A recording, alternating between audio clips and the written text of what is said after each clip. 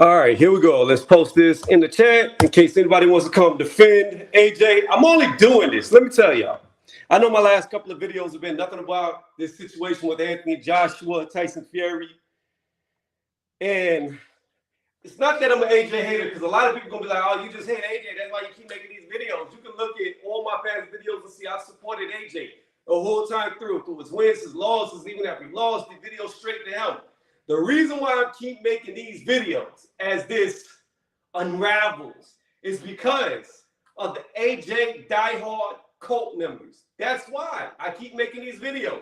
So it's as clear as day today that Eddie Hearn does not want this fight. According to Frank Ward, Bob Arum, they've done everything Eddie wants and he's still delaying the fight. He's scared. Talking about, we don't play games. You're playing games right now. You're lying to us. Who's over there getting mad at Garoff, I think his name is, the dude with the nice hair. He's old, but he got nice hair. Over there being mad at him, getting angry, and then Garoff starts agreeing with everything, even though he disagrees whenever Eddie's not around. He doesn't want to lose some press credentials. That's what that was. But the fact of the matter is this: Eddie knows, we know, everybody knows, except for the church followers of Anthonyjoshua, that they don't want the fight because they know the outcome. They know the outcome. If you cannot beat a 6'3", 220-pound technical boxer, then you're not going to beat a 6'9", 280-pound crackhead moving, because he did crack, or cocaine, whatever, same thing, watered down version of cocaine is crack. You're not going to beat the 6'9" crackhead that jitters on you and boxes just as good. And I would argue that maybe even better than Usyk. Tyson Fury very well may box better than Usyk. I know people don't like to hear that, but that's the facts. And whenever the two of them get in the ring, if Usyk accepts the fight, then we'll find out ultimately who the best boxer is. Who's more technical, Tyson Fury or Usyk? We'll get to see it live. Pay-per-view, unfortunately, because it'll be hosted by Top Rank. And even if it was on the zone, now all they do is pay-per-views for every fight. So, again, we're going to keep doing these videos. We're going to keep covering this situation as it unfolds because it's as clear as day that they don't want the fight.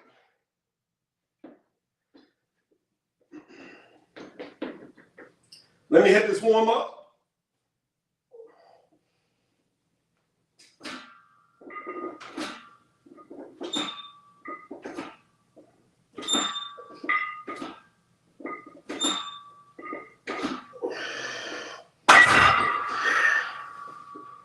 They do not want the fight.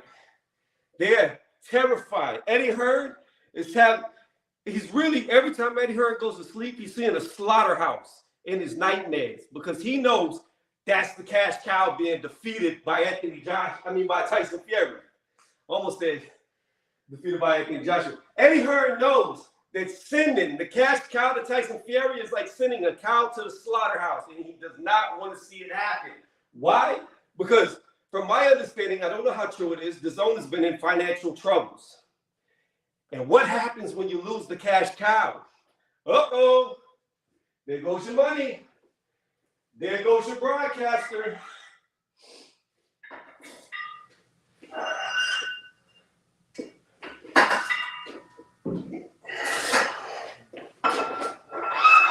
So, like I said, it's as plain as day that Eddie Hearn does not have faith in Anthonyjoshua winning this fight. He doesn't have faith in him. And he can say all day that I do what the fighter wants me to do, but ultimately, I think he controls it. I think he's advising AJ. Otherwise, I have no proof.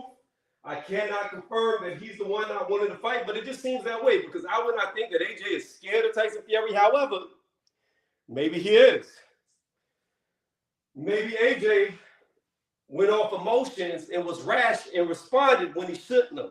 Maybe AJ should have kept his mouth closed and I said that the contract was with the lawyers and responded. Because now we know they've actually had the contract. And what I can say is this is what I don't understand about the AJ disciples. the evangelist for AJ, I don't get this. If they did not want the fight, then why would they send a contract that if they sign, they're locked into the fight legally, bound? So again, it all points to it's Matchroom, DAZN, Eddie Hearn, whomever. They're the ones that don't really want it, because another question I have to ask is, they have watched Anthony Joshua get beat by a short, fat guy. They have watched Anthony Joshua get beat 2 times in a row by a cruiserweight. Why would they be scared? What does Tyson Fury have to fear? The guys that have beat AJ are not on Tyson Fury's level, even Usyk. I'm telling you right now, he's not on Tyson Fury's level. I watched Usyk versus Chisora. I watched Chisora, big man Usyk, and Usyk struggled. He struggled worse with Chisora than he did AJ. And we all know how the 2 fights went with Tyson Fury and Chisora. We all know how that played out. Chisora couldn't do that stuff to Tyson Fury because he's too big. And we're to believe. I'm sorry. Usyk, y'all gonna see. Y'all can disagree with me all day, but y'all gonna see how bad Tyson Fury's gonna beat Usyk. I don't even know if it's gonna be competitive, because Usyk doesn't have the power or the pop to do anything to him. Even if he could get in range, even if he could get off shots, they're not going to hurt him. And he's not gonna get tired like Chisora. He's not going to get tired before that, Witherspoon. He's not going to get tired like Anthony Joshua. This dude fights like a crackhead. He has endurance for days.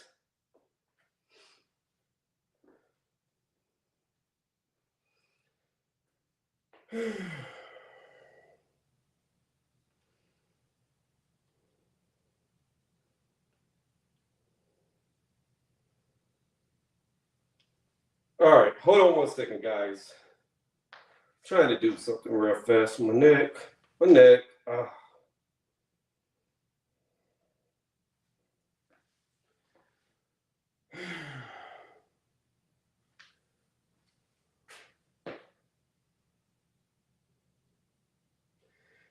right.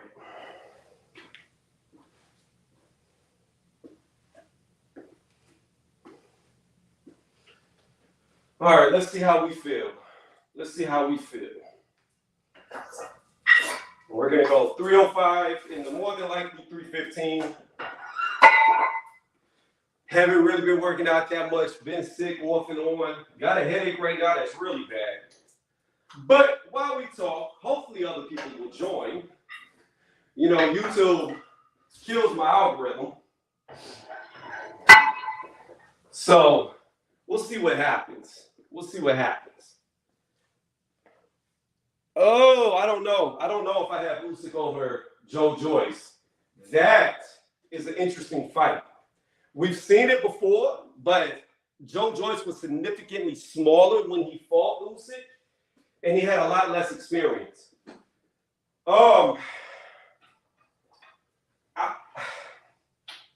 would not be surprised if Usyk beat him, if Usyk could outbox him, because you got to understand, Joe Joyce's bread and butter is the same bread and butter that Usyk has. They both wear you out. They both get you tired. They both get you exhausted by an absurd amount of punches. Neither man gets tired. So looking at Usyk's chin, I'm pretty sure he could take the shots from Joe Joyce. And looking at his heart, I'm pretty sure he won't give up. So I think he may be technically good enough to weather the storm, navigate the punches, and just outpoint him. I believe he could probably more than likely outpoint Joe Joyce. But if Anthony Joshua got in there with Joe Joyce, he'd get knocked out. Joe Joyce would knock him out. Anthony Joshua would shell up like a turtle from all them shots. And I'm gonna say it right now, live, right here, tonight, live, October, whatever the fuck it is. I'd have to look at my phone. What's the date? 2nd, 3rd, 4th? Fuck if I know. 3rd. On October the 3rd at 8:26. I'm going to say this right now, and I've never said this before. I'm not even sure anymore if Anthony Joshua could beat Deontay Wilder. I have always said Anthony Joshua would embarrass Deontay Wilder, would knock him out. And I am no longer sure of that. I am no longer sure.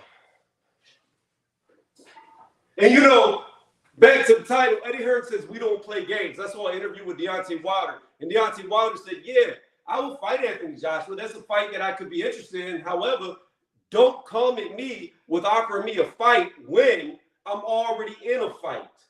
How is that not playing games? Eddie Hearn saying that he wants Anthony Joshua to fight Deontay Wilder after Deontay Wilder's already locked into a Hellenius fight. How is that not playing games? Nobody speaks about that. This whole thing's got me irritated because here's the deal. If Eddie Hearn would not have said that they would fight Tyson Fury, if Anthony Joshua would not have said, of course, I'm going to sign the contract, then I wouldn't even be making one video about this, not one. But being that AJ said he was going to sign the contract, that's where my issue lies. Because this is a dumb fight for him. This is a real dumb fight. This is a cash out fight. If he takes it, it's a cash out fight because his career is over. I don't care what anybody says in the UK, go see it.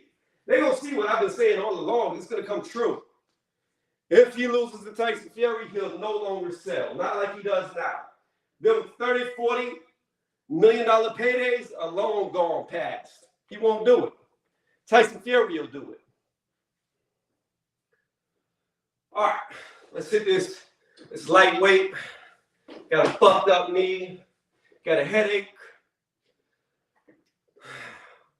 Real lightweight on the bench. It's only 305. Only 305. We never lie about what we lift. We never do that. We'll never lie about what we lift. Keep it 100, truthful. Whether I'm having a strong day, weak day, don't matter. We're going to keep it safe. I'll probably take it up to 315, depending on how this feels. But I may stay at 305. My head hurts so bad. All right.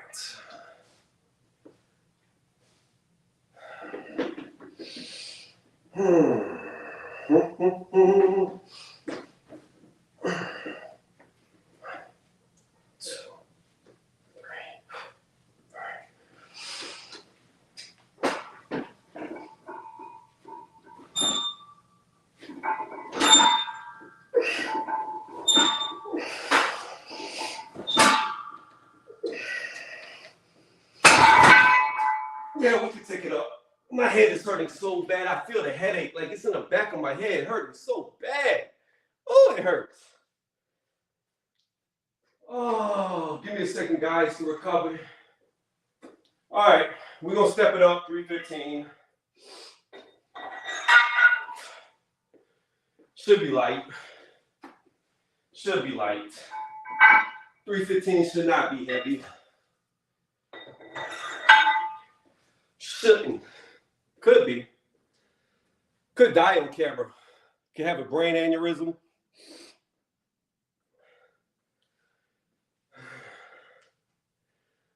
Oh, my neck.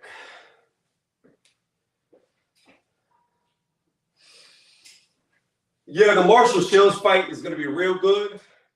I don't think Shields can beat her.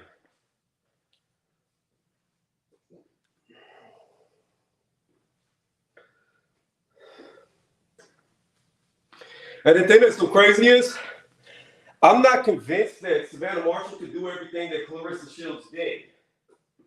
I'm not convinced that she could go to all the different divisions, win all the different titles, never get a loss. I'm not sure she could do that. But I think stylistically, she's just that one that can beat Shields. And I think that's going to be the issue. Shields could probably beat everybody else but Marshall. Marshall's just going to have that style.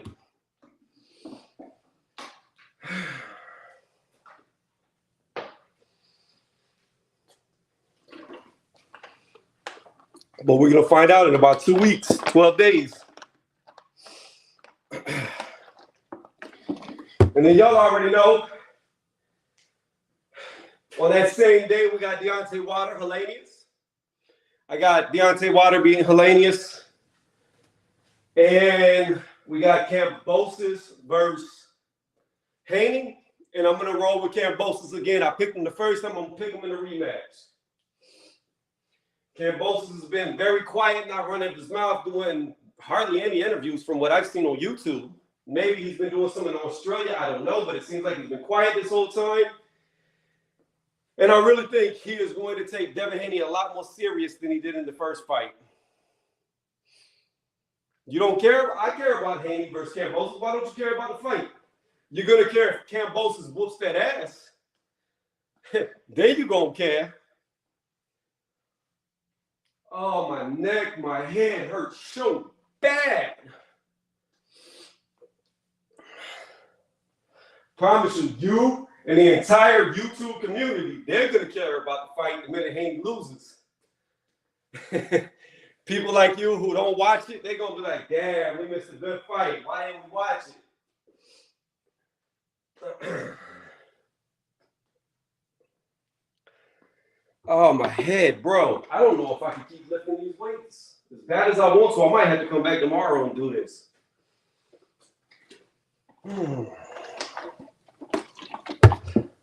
I've been trying to work this pre-workout off so I can take this damn naproxen and get this headache to go away.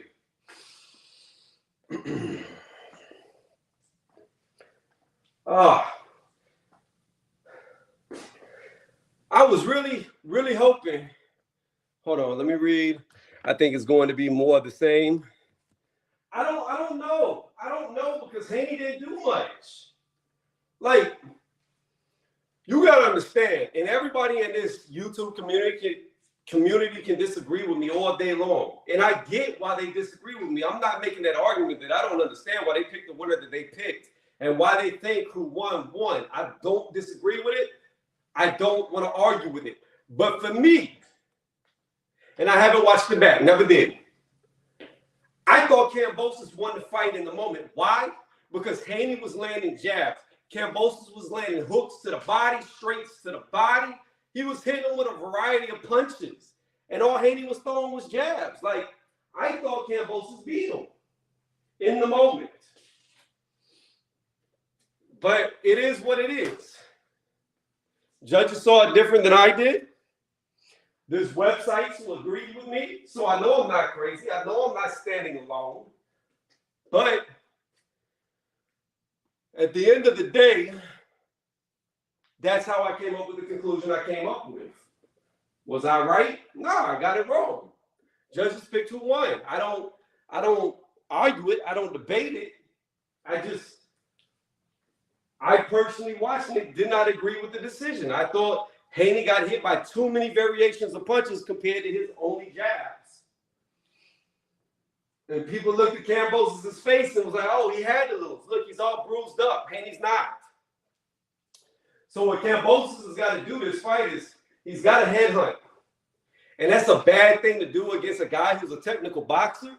But obviously, them body shots is not going to win him the fight.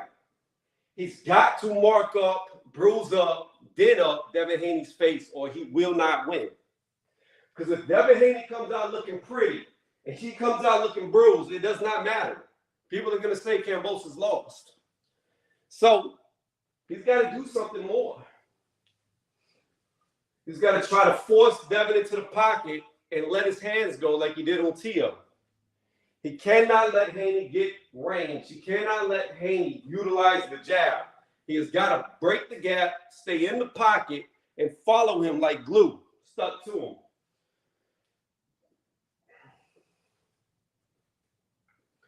Because this is a fight that he is not going to win from range. All right. Let's see if my head explodes whenever I do this 315.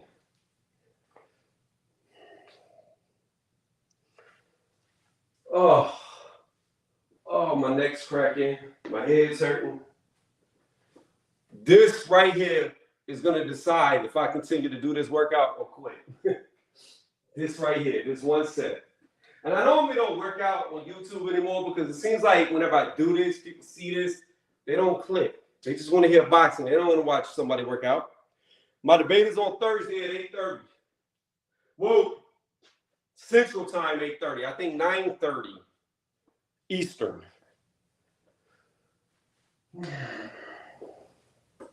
9:30. I've already got my first question knocked out. I got to do the second question, and the third one's too easy. Like, I don't even need to write nothing down for the third one. Now, the thing is I sent an email, and I never got an email back. I think each round was 15 minutes, but I'm not sure. I'm not sure if it's 10 minutes, 15 minutes. If it's 15 minutes, it's going to be, like, that's a lot of time. That's a lot of time to just talk about something that really doesn't need that much time to talk about. And I don't know, like, I don't want to just be rambling.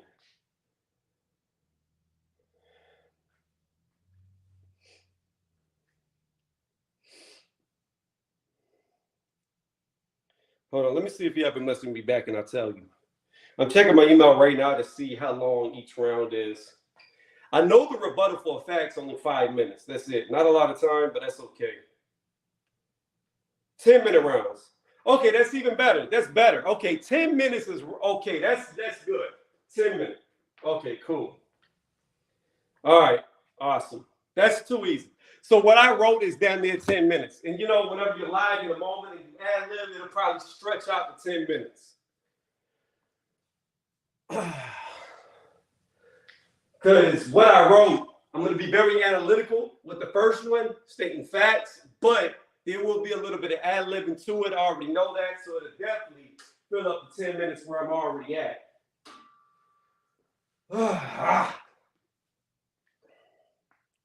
Yeah, 10 minutes isn't bad. Not at all. I'm going to have my notepad so I can write down what this motherfucker. I don't even know this dude that I'm debating against either. Oh, speaking of that debate, you know what's messed up about that debate, my dude? So because I'm on Chris Eubank Jr.'s side, right? I've got my beard. I want to shave my head. I want to shave my head bald, right? Not like with a razor, but all the way down. However, here's the problem. Chris Eubank Jr., he's got a beard, and his hair shaved all the way down, so I don't want to do it if I'm doing a debate for him, because then you look like a fangirl, even though I've been saying that I want to shave my head. So, at least for this debate, I'm not going to come with the shaved head in the beard. I think the shaved head with the beard look nice, though. At least on me, it look nice. But I can't do it. Can't do it. I can't come like a lookalike. All right, let's hit this 315. See if I have a brain aneurysm underneath the weight. And then, depending on how my neck and head feel, this may be it, and I just come Tuesday and do this again. I just go from Tuesday, from working out into cardio. Because that 305 was easy to lift. I even hit the damn J cup, and it didn't even slow me down, so it was light. But this headache, it's not going away. But if you watch the debate, you're going to laugh how the debate starts. You're going to laugh. Because I already got how I'm going to come on camera before it starts.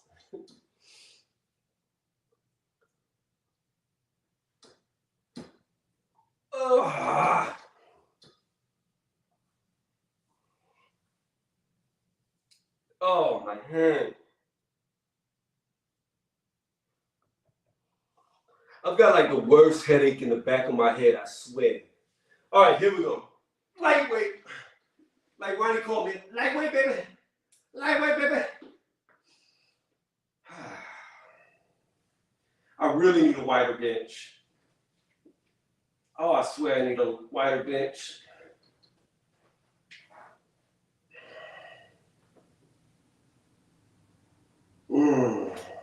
Oh, this headache. Oh, this headache hurts. It hurts worse when I lay down and I'm looking up and the light's right above my head.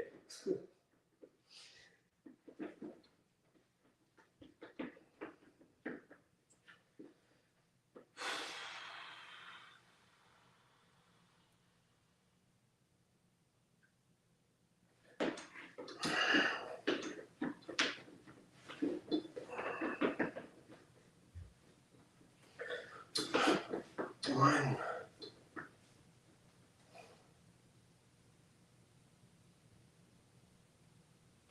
I should be fine.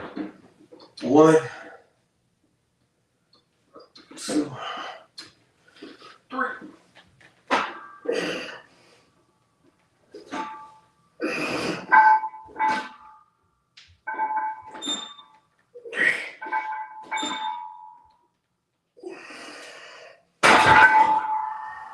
Oh, my head. Oh! We could go up to 325, but my head hurts so bad. Oh, my head hurts so bad. Oh, that 315 is so light. But my head hurts so bad. Oh. Oh, it hurts.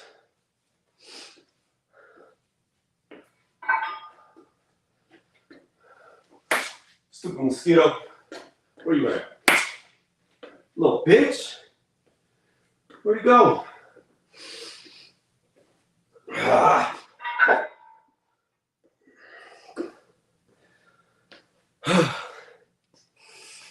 Ah. Look at that. I lift the weight. We're down all our viewers. You see how that works?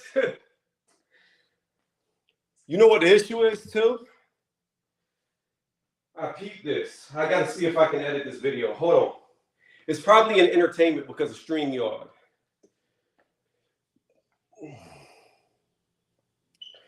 I don't know how I got jacked up. It just started hurting today. I really think, to be honest with you, I'm addicted to energy drinks. I'm not going to lie. I've been saying I was going to quit energy drinks, what, for 3 years now? And today I stopped cold turkey, no energy drink. And I think I got a caffeine headache.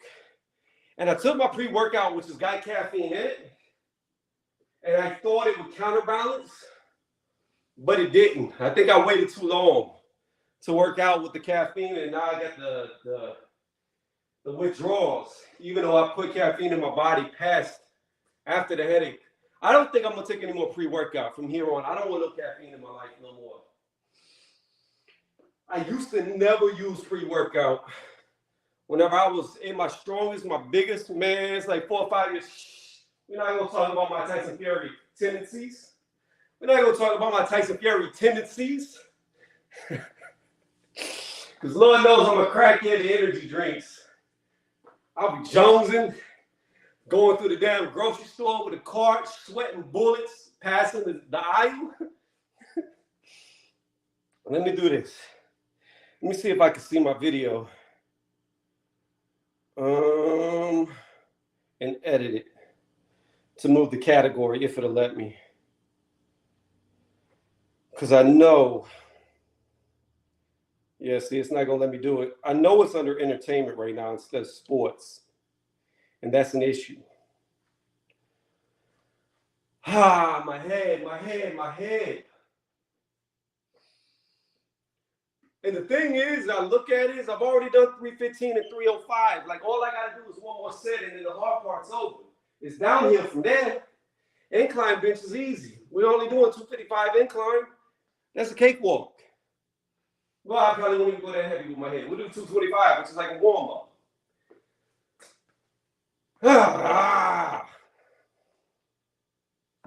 These are the days that I think of when I work out when I shouldn't.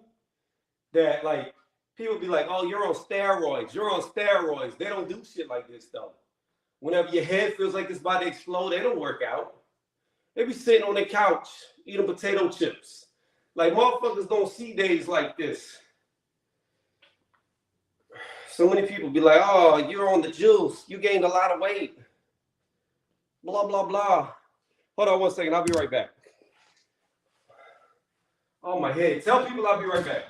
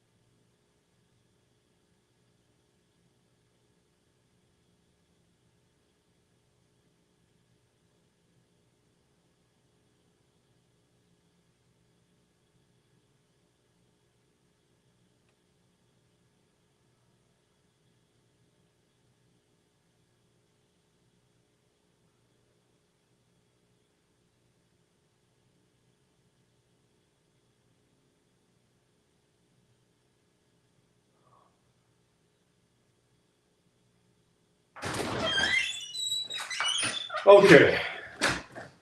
All right, we're back. My head still feels like it's about to explode. What I did was I went inside so I could switch it from entertainment to sports to see if that helps. No, I never finished Cyberpunk. I never even beat like the first couple of missions. Like it was so bad, so many bugs that I just stopped.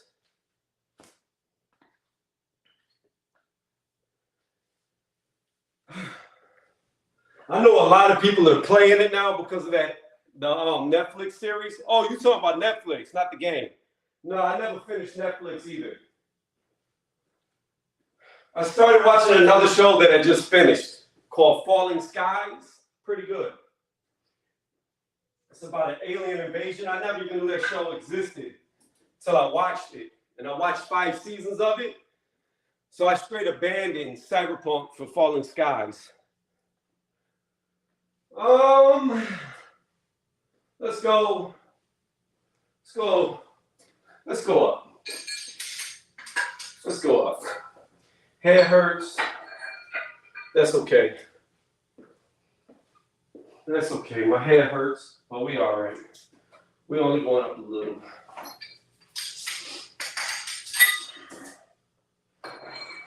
I'm gonna finish flat bench. Whether I go to incline or not, I do not know. I'm like waiting way too long in between sets. My chest is getting cold, but it is what it is because my head hurts. But let me do this last set.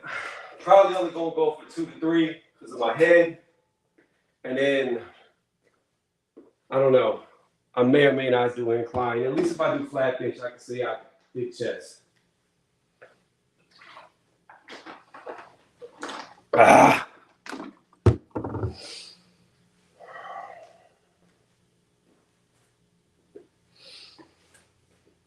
Oh, my head. Nobody likes the title. I thought they'd be clicking on the damn thumbnail. I thought that shit was funny. Oops. Wow. Oh, my head hurts so bad. Hey, if you're watching in the background, don't forget, hit the thumbs up. I always forget to say it. Oh, my head.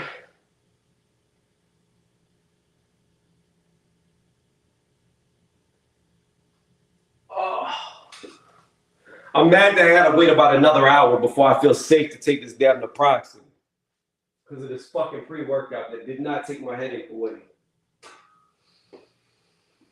Oh.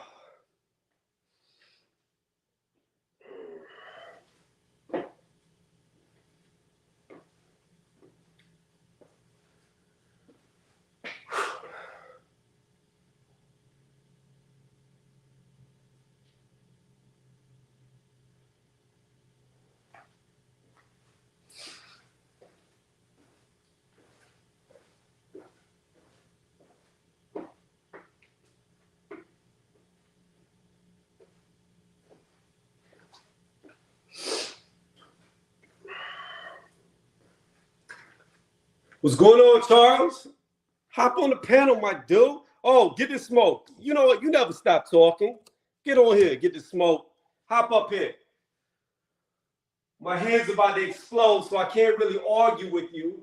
But you know what? Get this smoke. You never stop talking. You'll be good right now for my lows in conversation because my head feeling like it feels. Let's get this smoke on the panel. Get this smoke and high blow are the same when it comes to me. It's full of nothing but debates and spirited arguments.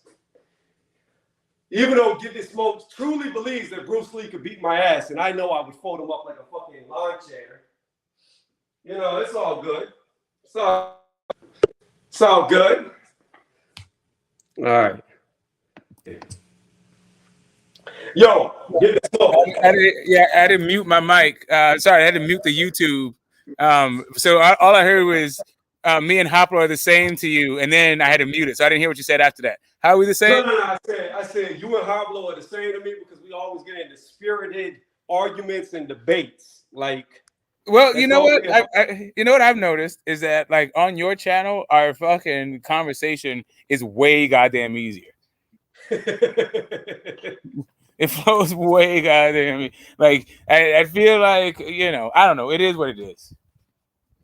It's a spirited thing. You have definitely like a different perspective in mind, and I feel like the conversation goes like kind of smooth here. It goes, but it gets a little bit like more contentious when we're on other people's shit. Could be. For whatever reason. It might be you just scared that you're gonna get muted and kicked to the back, which would never happen. You might have that fear. No, you know what? I'm joking. Well, not on here. Like on here, I don't feel like that. But maybe on like other people's panels, you just don't want to like get caught up in our back and forth, and so we don't want to like derail their goddamn stream for like fucking petty goddamn bullshit. All right, give me 1 second. I'm about to try to do this last bench set. My head feels like it's about to explode. Probably shouldn't be working out, but I got to do it. So. Well, I'm gonna go ahead and lift this fucking blunt to my lips. I'm gonna fight real hard. I'm gonna search real hard for a lighter. Right, yeah, exactly. And I'm gonna do my level best to not choke.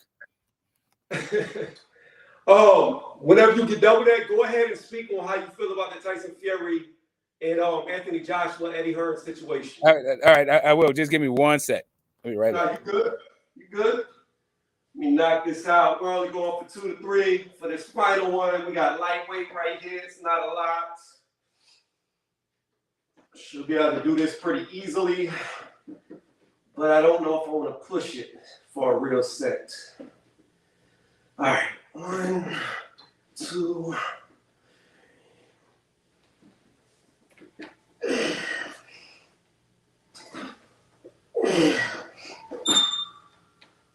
Nope, my head's hurting. That's too much pressure on the back of my head. Oh, it hurts. And it's not that much more than what I just did, but it hurts so bad. Oh. Ooh, about to have a brain aneurysm for real. Ooh. All right, we're done with flat bench, even though that wasn't a real good set.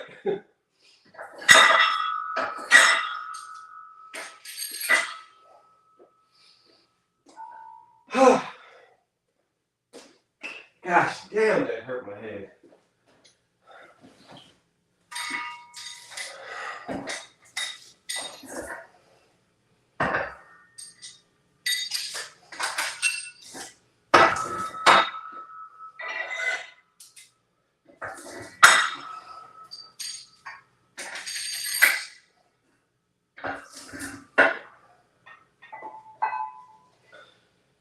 Whew.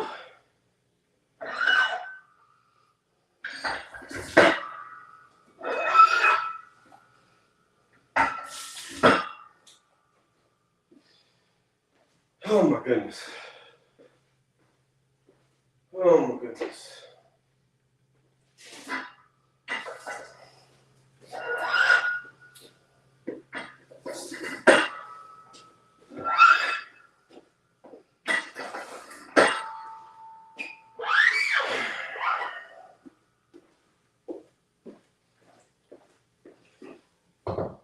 Oh, my head.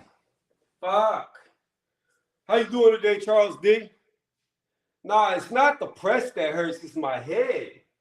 Like, it was only 320. It's not heavy. Not heavy at all. But the back of my neck, my head, it's killing me. Like, you can see in them 2 easy reps that I didn't slow down and struggle pushing it. It's just there's a lot of pressure on my head, especially right now. I feel like Uncle Ruckus right now, like one of my eyes is getting super small. I don't know if I want to do anymore. I don't think I'm going to do anymore. I think I'm going to call it quits. That's really got my head hurting really, really bad. Like I said, I'm going to hit this naproxen in about an hour. He said stealing money. Damn. Don't get fired on your day off for stealing boxes. Don't do it. Oh, fuck my head. Gosh damn. I don't know if Smoke knows that he's on mute or not, because that seems like a long time to puff. Oh. o'clock. All right, let's get this set up. Tomorrow I'll do the rest of this benching. Fuck it. I'm not gonna do it today. We will do it tomorrow.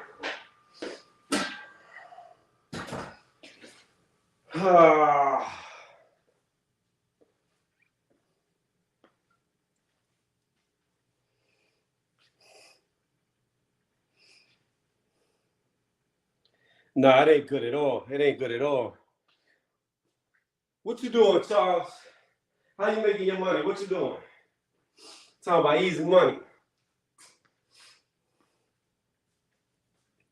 He said, I was still period.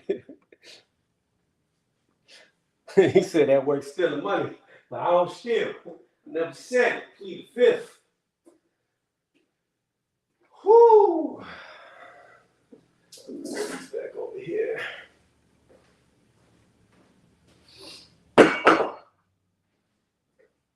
I'm about to start a new YouTube channel. It's going to be dedicated to a vehicle of mine.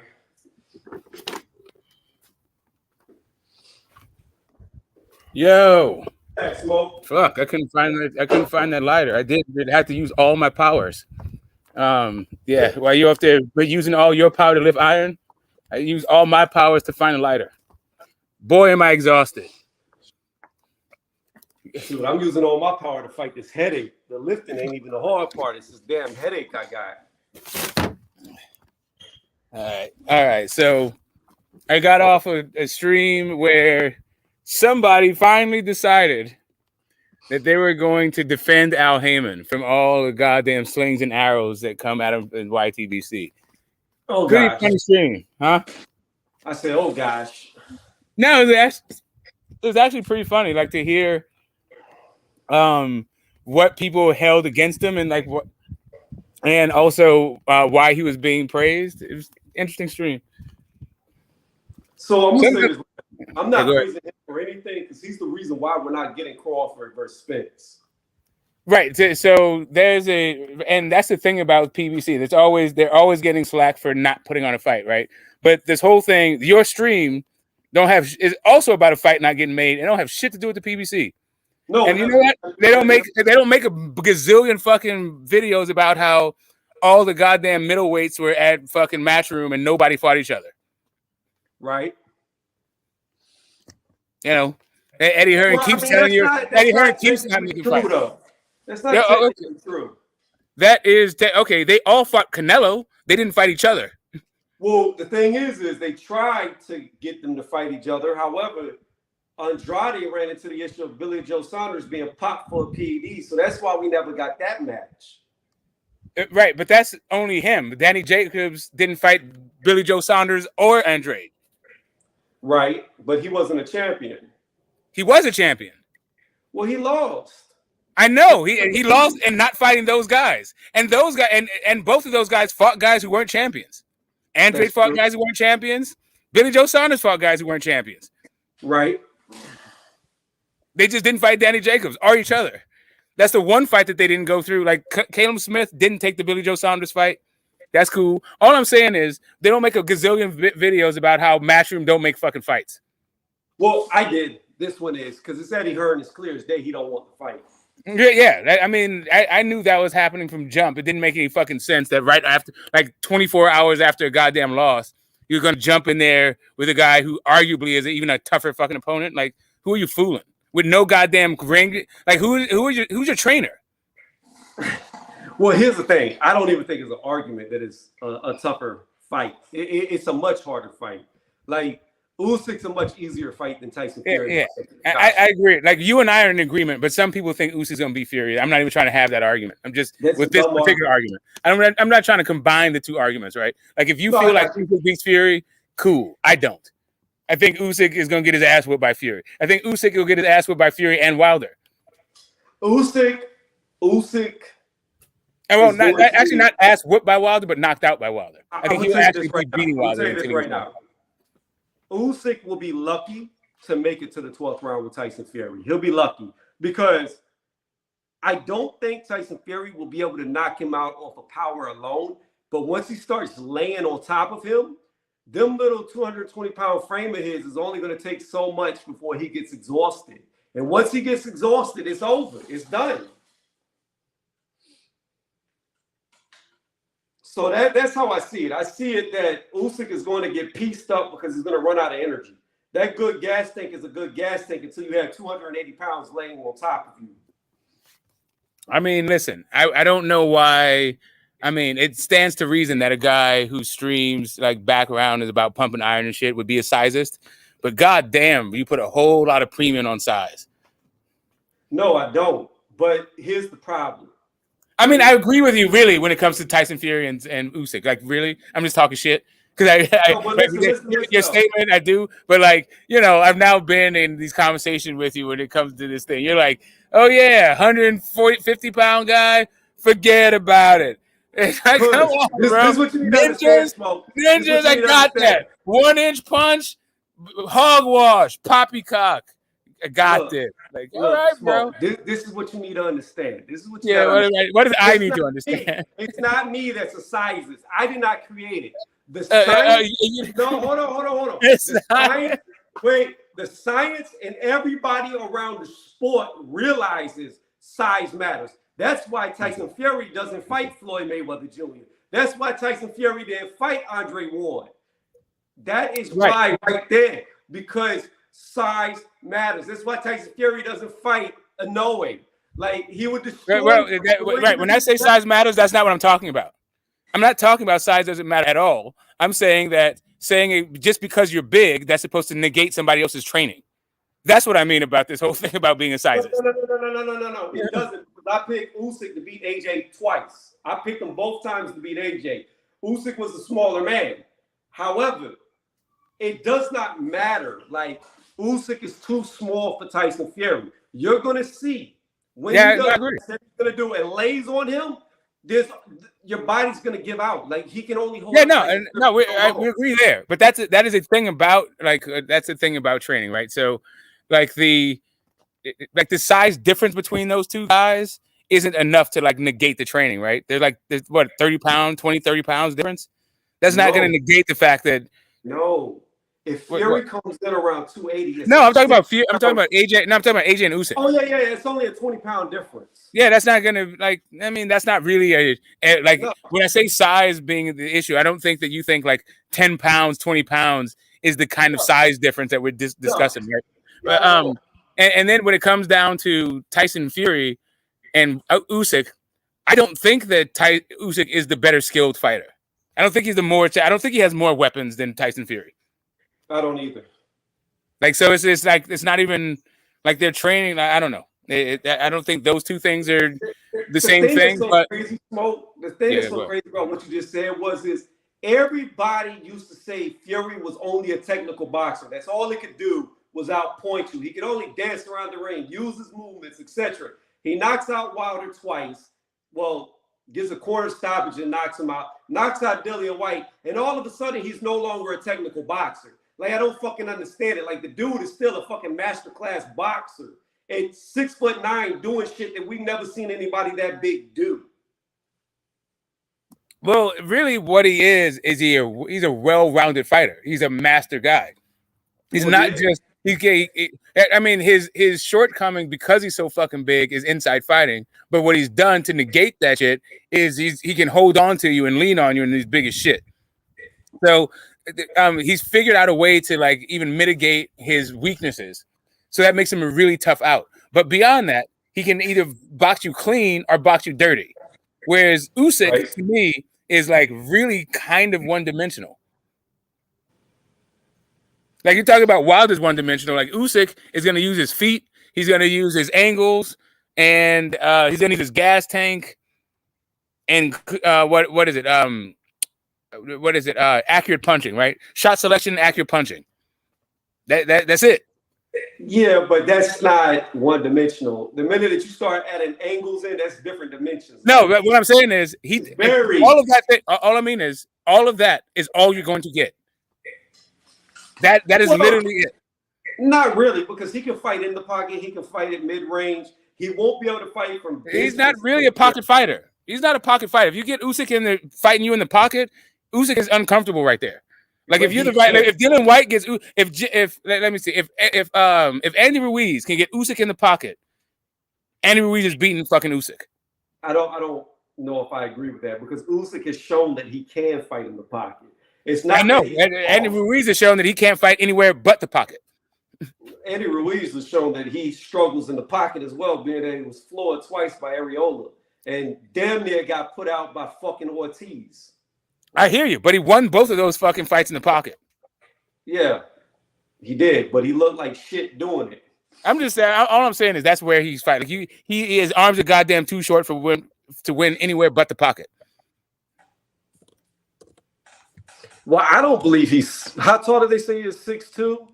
I don't believe. No, Andy Ruiz. I'm just talking about his arms, not his actual his length. Like his arm length. But I'm just saying that like that's even quantified when you really realize. I don't even think he's 6 foot tall, like in real height. I don't believe he's 6 foot tall. He might be 6 foot at the drop dead. That's it. But like that is a massive fucking Mexican. He's like 2 feet tall, and like most people in goddamn Tijuana and Rosarito. That's for sure. No, Fandora is a big ass Mexican. That's a big ass human being. Like most people are not fucking 6'6". Ruiz is just a fat dude. That's all. Yeah, exactly. Well, I mean, 6 foot tall is like kind of tall for a fucking Mexican. Oh, fuck, my head hurts. But yeah, he is tall. He's definitely tall. I mean, for Mexican, I'm just saying. Like, his nationality, yes. Yeah, like most Mexicans, like, and that's why those dudes are killing the lower weight classes, right? Well, yeah, that's where they thrive. Like, that's the average size of the thing. Like the Japanese and the Mexicans, don't fuck with them down there. I'm not saying they can't fight because they're small. I'm just saying they're not like as a nationality. Their national average, their height is not very tall. You don't have a lot of white or European, whatever you want to say, or a lot of Black/African fighters who are that small naturally. There's just not that many on average. Yeah, exactly. So that's why you don't really see anything but them normally dominate the lower classes once you get down to a certain point. Yeah, exactamundo. Those Asians, as a group, they're not very fucking tall. Their average height isn't very fucking tall. Goddamn, Yao Ming was taller than everybody in China.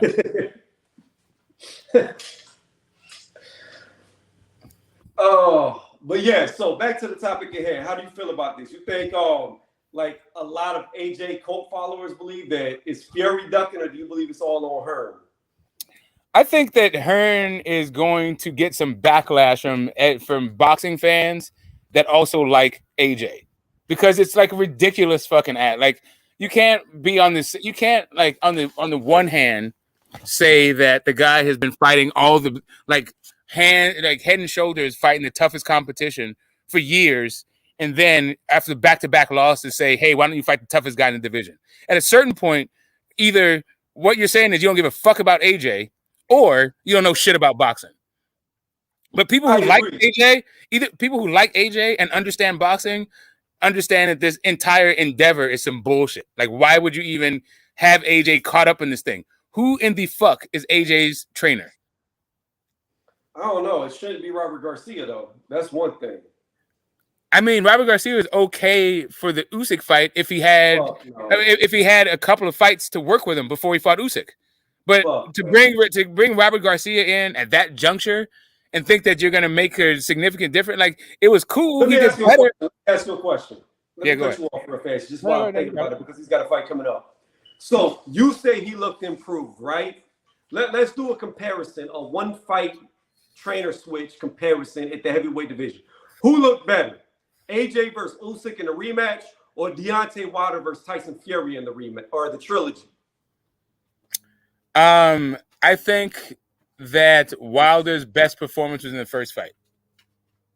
I didn't ask that. From the rematch to the trilogy, did he look more improved? Yeah, AJ definitely. Like, you got to understand. Like, first off, in the next two fights, not like in the second fight, Wilder didn't do shit and got stopped. In the third fight, he did better, but still got stopped. So, like, of course it's going to be AJ. But the first fight doesn't even matter, because even though it doesn't talk about improvement, you got to start from somewhere in order to improve, right? Right, but here's the thing, though: you're discrediting discrediting the improvement that Fury had going into the rematch. Like, he had 2 tomato cans that he came back to fight, which shouldn't even have been boxing matches for him. So he really had no real tune-ups because those weren't even, I don't even consider them 2 fights that he had on the level of a tune-up fight. Like, that was literally finding a guy at the bar to fight for him. Like, they weren't even tune-up fights. And right. So, then he gets in there with Wilder, and Wilder, like you said, had his best performance. However, that was a significantly worse Tyson Fury than going into the rematch after he had been in there with a hard fight against Otto Wallin. I got it. I got all that. But if you want to go into that, since the question was, what about the improvements, right? I mean, the improvements of Wilder. And the improvement from fight to fight, right? From the first fight to the second fight. In the second fight, that was the worst version of Wilder that I've ever seen, period. So, like, not only is there no improvement, there's just massive regression there. So, like, him coming back to some level of, like, semblance of what I'm used to seeing with the third fight. So there's nothing but upside going from second to third fight. But that was because of the significant drop-off. Now, if you wanted to flip it over on its head about the improvements that Tyson Fury made, that's cool. And I'm with you on Tyson Fury, like, coming back, Sefer Fury and Pianetta not being, like, world beaters or maybe not even world class in Sefer Fury's case. Pianetta may be world class at one point. I don't know if he was world class at the point that goddamn Fury fought him. So I get your point there. But the only pushback that I would offer to that point is that Tyson Fury was goddamn born in a boxing ring, and goddamn Deontay Wilder started fighting at 20 years old, right? Bringing off a fucking Pepsi truck. So, like, yeah, those 2 fights, if you were to look at that and just look at it from that point of view, that's one way to look at it. Another way to look at it is one guy's been fighting his whole motherfucking life, and another guy's been fighting for like 8 years. So let me flip this back at you then, and I'll touch on what you said at the end to bring it all together. What you're not taking account of is, while he may have been fighting his whole life, born as a gypsy, born as a fighter, his dad, the Gypsy King or granddad, whoever it was, I think it was the granddad was the Gypsy King. His dad tried to box, wasn't the best at it. However, what you're missing is that Tyson Fury that fought Wilder in the first fight may have only been 60, 70%. So Wilder was good enough against a 60, 70 to make it look good. However, when he went in there against 100% Tyson Fury, well, now you're stacking on 30% better, 40% better, 50% better, however much he was getting back to what he was. Now, here's another thing. You could be a world-class track runner, run track your whole entire life, from elementary to high school to college to the Olympics. You could be Usain Bolt. You put Usain Bolt on the couch for 3 years straight, never running, and put him in a running match and watch how bad he looks. It takes time to get back what you had. Right. All right. So, again, right. So, Tyson Fury was ring rusted against Pianetta. Right. Tyson Fury didn't have his trainer that he was used to in that fight against. Oh, no, not Pianetta. He was ring rusted against Sefer Fury. He was working with a new trainer with Sefer Fury, right? Mm-hmm. By the Pianetta fight, that was like their second fight together. By the third fight, I don't know that that's like a 60% fucking Tyson Fury. Like, the dude wasn't gone for that long, and he wasn't out of the ring for that long. And really, he weighed in, and his body looked about what we expect to see from fucking Tyson Fury. You may say, you could say that Davidson was a glorified, weight trainer, motivational speaker, fat coach, and he didn't really have a great boxing mind, and so he didn't have like the likes of a Peter Fury, and so that drop off versus the Peter Fury versus Javon Hill, and that could maybe account for some of what we've seen, but I don't think that like inactivity is the thing, right? Like, it could be their fight plan and all this other shit, but really, when it comes right down to it, I don't think that you can overvalue the massive amounts of goddamn experience that Fury has over Wilder, and for him, and the last part of it is the third fight. In the third fight, that is supposed to be like, according to like I think all of the metrics that we've talked about so far, that should have been the best fucking version of Tyson Fury it for Deontay Wilder to face. And that Right. version of Tyson Fury still had to get up off the canvas like twice in Right. order to get the fight, in order to win. And that version of Wilder was pretty much like kind of commiserate from what we're used to seeing from Wilder. Like that wasn't like the best version of Wilder we've ever seen. So here's what I'm going to flip back to you real fast, and I'll try to hit all the points along the way. Here's the thing. At the heavyweight division, we have seen this happen before. From the greatest Muhammad Ali to somebody who's argued to be just as good as him, Mike Tyson. Both those guys were removed from the ring. Muhammad Ali came back with two warm-up fights and got beat by Joe Frazier. He couldn't do it. The time away took it away from him. A guy who knew boxing like the back of his hand, who slept it, dreamed it, etc. And he could not overcome the layoff. Mike Tyson goes to prison, comes out of prison. He could not overcome the layoff. He was not the same. So we have seen great fighters go away like Tyson Fury did, and when they return, they don't look the same, or it takes them a lot longer to get it back. That is what I'm claiming is more than likely what happened with Tyson Fury going into that first fight with Deontay Wilder, which is why you saw such a night and day difference from the first fight with Wilder to him going into two more harder fights for him, legitimate opponents for him. Not saying world beaters after Wilder, but they were legitimate fighters versus the two warm-ups that weren't even warm-ups. Like, he didn't even bust a sweat in either one of the fights. They were irrelevant, should have never happened fights, glorified sparring sessions, if even considered that. Then, like, the thing with Wilder is he got blown out of the water by 100% Tyson Fury. Showed that Tyson Fury was just night and day above him in every aspect. Then Deontay Wilder gets with Malik Scott and drops him 2 times like he did in the first fight. However, I'm saying that the Tyson Fury that was in the trilogy was a capped out 100% Tyson Fury.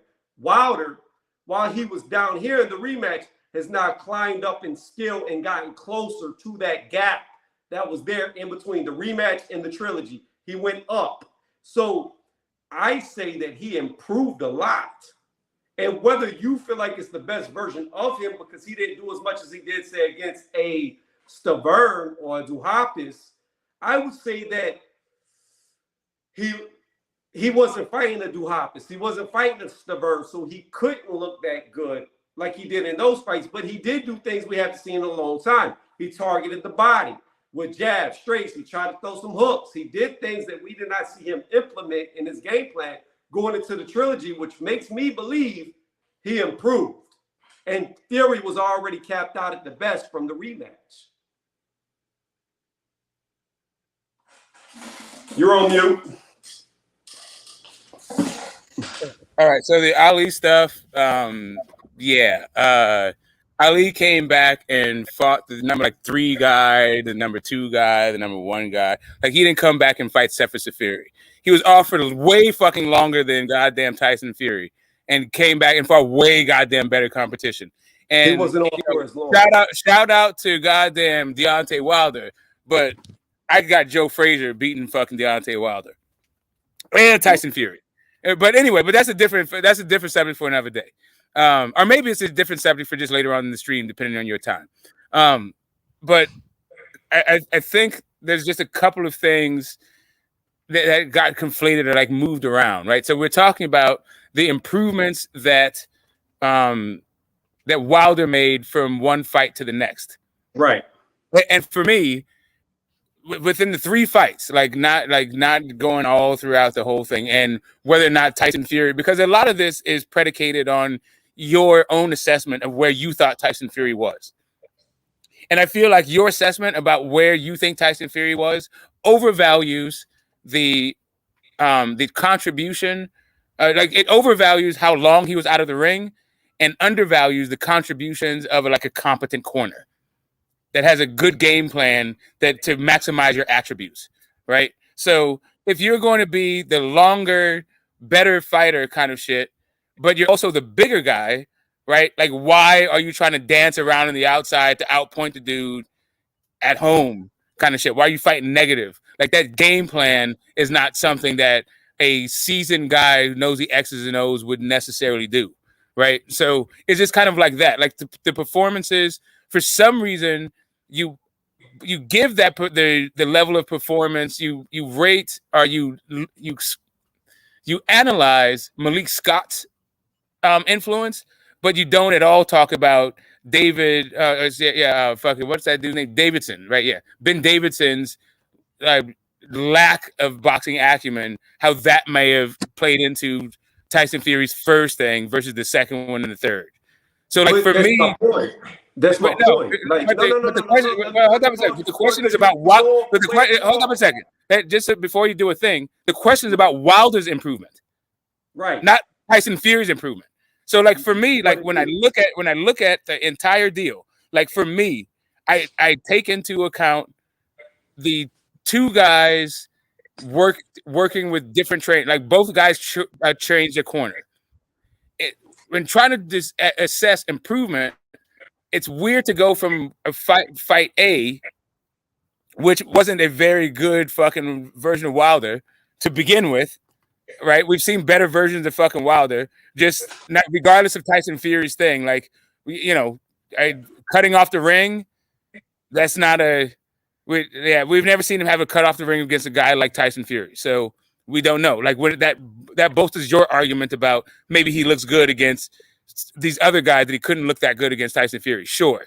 Nobody was using lateral movement and could out jab him like Tyson Fury. So he had that going for him, but he still had to pick his ass off the fucking canvas twice to get a goddamn draw.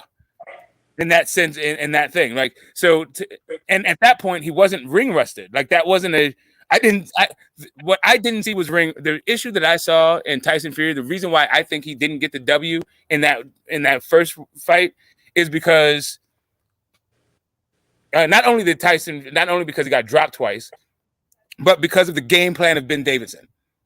Trying to fight and outbox on the outside it played more into Deontay Wilder's strengths and took away a lot of Tyson Fury's strengths. In the second fight, it was a first fight with Javon, and it seemed to be that the relationship had frayed with Mark Breland. Also, that's the worst fucking version of fucking Wilder. There's a worse version of Wilder that I have ever seen.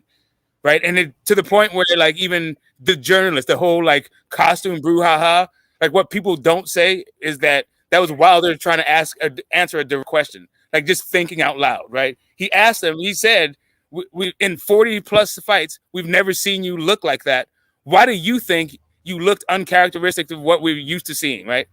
And he was like, and he was ruminating on why he thought he didn't feel like himself, like in his other previous fights. So anyway, I say all that to say, in the second fight, it's kind of hard to determine the question about improvement because the second fight was so fucking bad.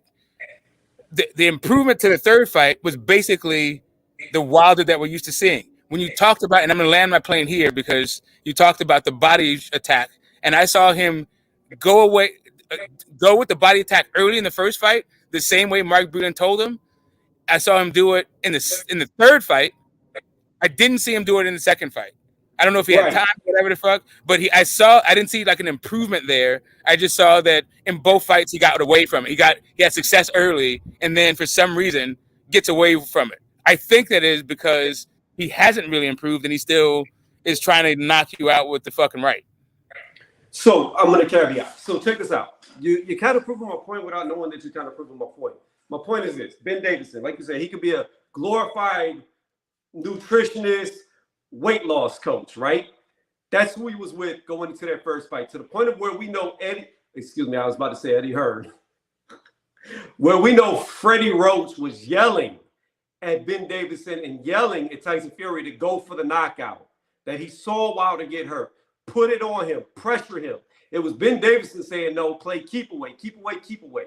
So if you have a bad trainer, you have a bad coach, you cannot be at your best because he has not trained you for you to utilize your best attributes. So therefore, you already got one leg tied behind your back. You're literally hopping around the ring on one leg because you're being handicapped by how you were trained. It doesn't fit you best. So you're not at your best because you're not training to be your best. Then he leaves him and goes to Sugar Hill. Sugar Hill tells him, I saw what Freddie Roach saw. We're going to take it to this motherfucker and we're going to knock him out. We're going to knock him out. We're going to go at him from round one and run straight into him like a bull. And that's what he did.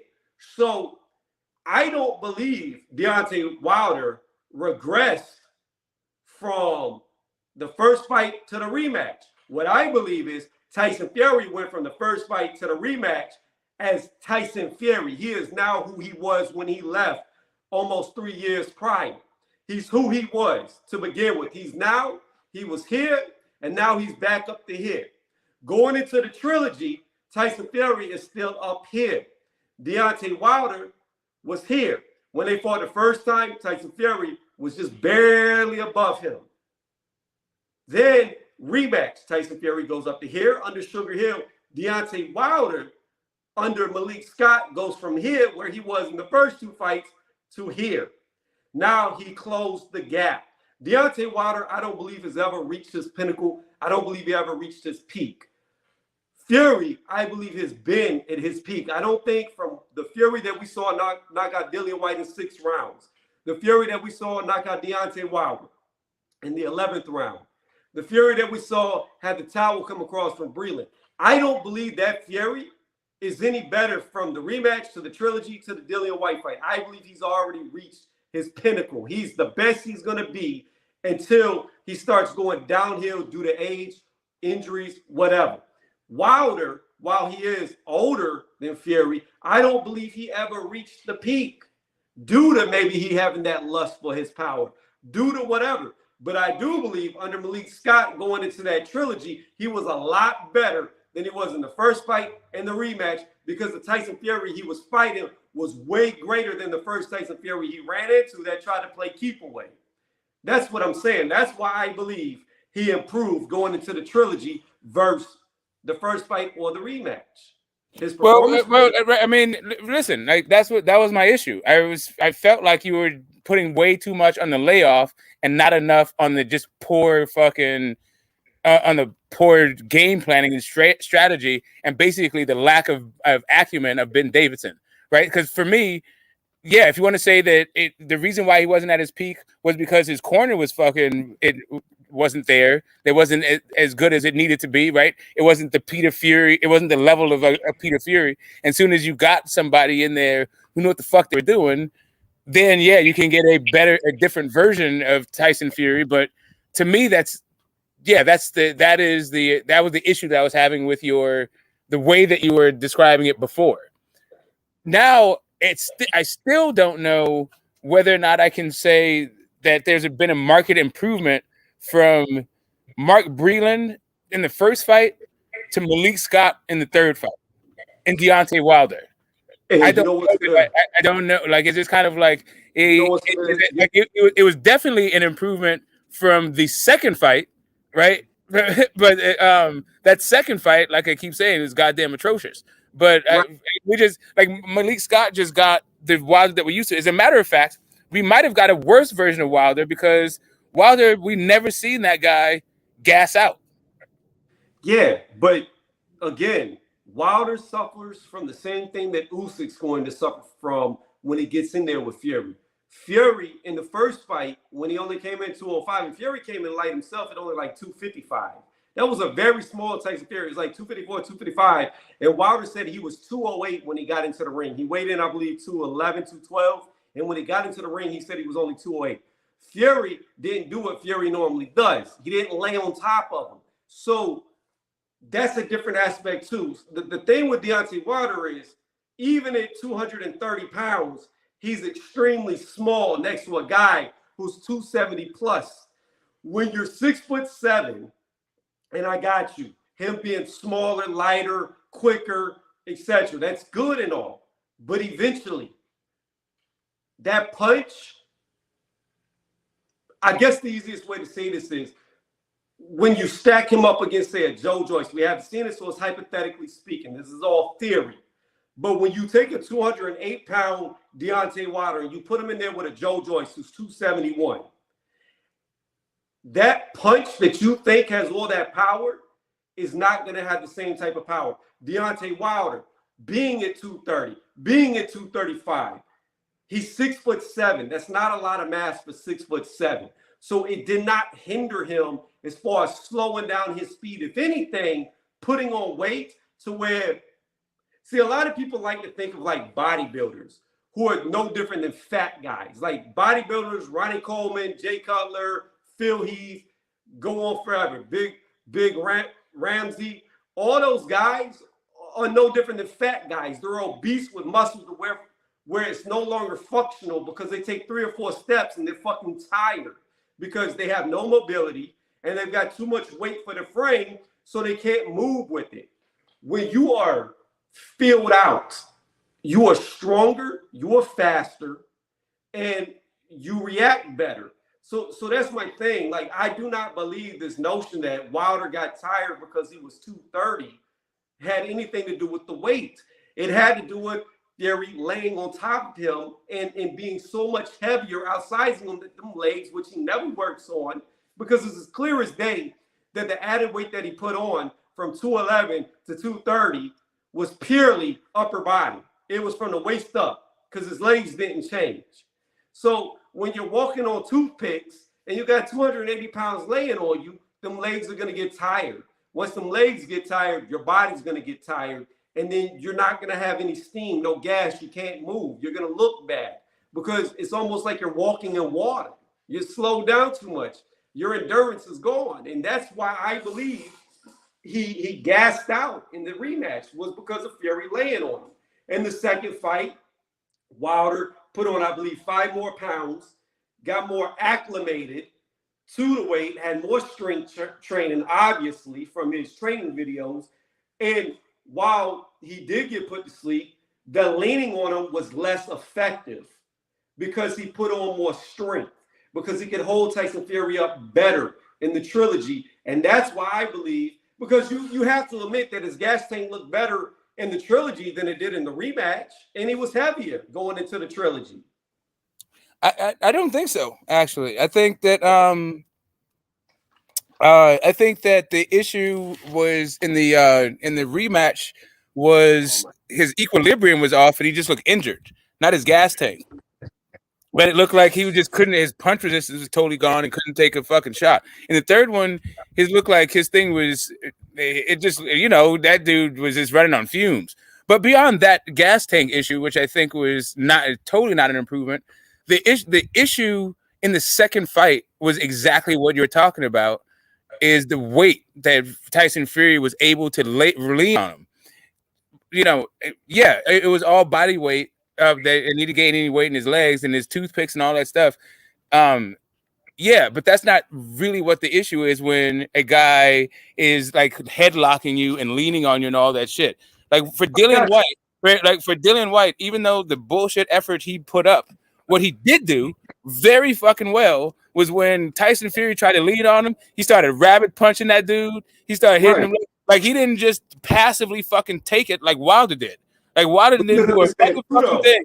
He didn't do a goddamn thing. Not in the second fight or the third fight. There's like zero improvement on like the number one thing that probably was one of the things that most people can point to say that's why you fucking lost. Like you let this fucking big ass dude goddamn lean on you and do what the hell he wanted, and you were just trying to counter. But what you gotta understand is Dillian White, while it was atrocious, he went on that 8-minute laugh but got his ass whooped worse than Wilder did in the rematch. Like he got beat worse than Wilder did in any of those fights. I totally agree. To your point, the reason why he could do what you said he did was because you got to understand, Dillian White's 6'4", not 6'7", and he came in 256 pounds, I think, in that fight. He came in a little slimmer for that fight, but he was still 256 pounds and 6'4". That is way more massive, way more bigger than 235 or 230 and 6'7". So he had enough weight behind his ass. He had enough mass to be able to combat Fury trying to do that shit. He was big enough to stop it.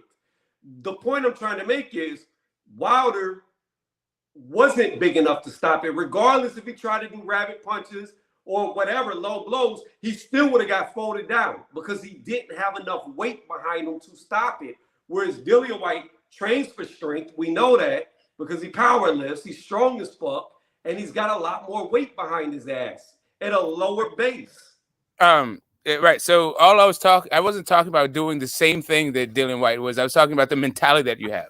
You have to be proactive. You have to do what it takes. And if a guy is going to cut outside the lines and the ref isn't going to fucking do anything about it, what you have to do is do what my man in the icon does. But Floyd Mayweather. I'm sorry, Andre Ward. He's not going to let he's not going to let a next fighter be dirtier than him. It doesn't matter if the guy's bigger than him or not bigger than him. Like, as you said, low blows don't take a lot of mass. The dude got enough power. Like, he is one of the hardest hitting dudes with those spindly legs. He got enough power to discourage Tyson Fury from doing that shit. If he had the mentality to do it, if he even tried to, it would be an improvement, is what I'm saying. He didn't even try. He didn't even address it at all. The thing is we'll see how much power he has after he beats Hellenius and he fights a guy like Joe Joyce. We'll see how much power he has if Usyk actually fights him. Because I believe Usyk's got a heavyweight chin. And I don't believe, I think Tyson Fury could possibly stop Usyk, not because of power, because of exhaustion. That's different. That's no fault of his chin. That's a fault of him getting exhausted. You know what I mean? If Wilder can knock out somebody like Usyk with one shot, or even if it's more than one shot, it's irrelevant. If he can knock that dude out, then I will believe in his power. If he can knock out a guy, or at least keep flooring a guy like Joe Joyce, if he could just floor him, I'll believe in his power. But until we see Deontay Wilder in there with a top 5 fighter that he can actually floor, to me, while he does hit hard, the hardest puncher ever, or even being close to it, is questionable at this point. Right. Hardest puncher ever. Jesus Christ. I don't even know if he's the hardest puncher I've ever seen. But much less the hardest puncher ever. We got tales of Barbados Joe knocking out fucking heavyweights from being a 5'1" welterweight. Like, I don't know about it. Like, let's just pump the brakes on the hardest punchers that's ever seen. But when it comes to heavyweight chins, like, he's been in there with a guy with heavyweight chins. Like, let's not forget that Deontay Wilder has dropped or stopped everybody he's been in the ring with. Like, the idea, I get you if you're skeptical if he's the greatest puncher ever, but the power to either drop or stop Usyk, that's not particularly skeptical. Like, Usyk is not one of these, like, oh yeah, like, that guy just ate the hardest shot from one of the biggest punchers in the world, just ate it on the chin and kept on going. I don't know that I've seen Usyk do that. I saw. It doesn't mean much. It doesn't mean nothing. It literally means nothing to drop or knock out every fighter that you ever fought when you haven't fought nobody.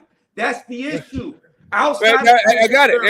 The issue, the issue is who you have your own selective top 5, because of course he's dropped his top 5 guys. You can't do that. You can't become a champion without doing that. And I know objectively that he was doing that because he was like getting guys like Tyson Fury. It was a top 5 guy, right? All 3 times he fought him. Right? I don't disagree with that. He dropped that guy 4 times. Got you. But right, like that is a guy, right? So, like, did he stop him? No. In the first fight, it could have been questionable. I know you think he was 60%, and we both agree that Ben Davison. About that, we already know Tyson Fury doesn't have the greatest chin. But he does have a heavyweight chin, though. But he doesn't. Like, if you're going to do a litmus test, it's not going to be against Tyson Fury's chin for how hard. It will be if it's Usyk. If we're doing it with Usyk, I feel like Tyson Fury has taken. I feel like Tyson Fury has taken shots from big fucking punchers in their prime at the heavyweight division, way more so than Usyk. Usyk fought a fucking Chaz Witherspoon, who wasn't shit a decade ago. And that was a low, through no fault of his own. That was also a short notice fight.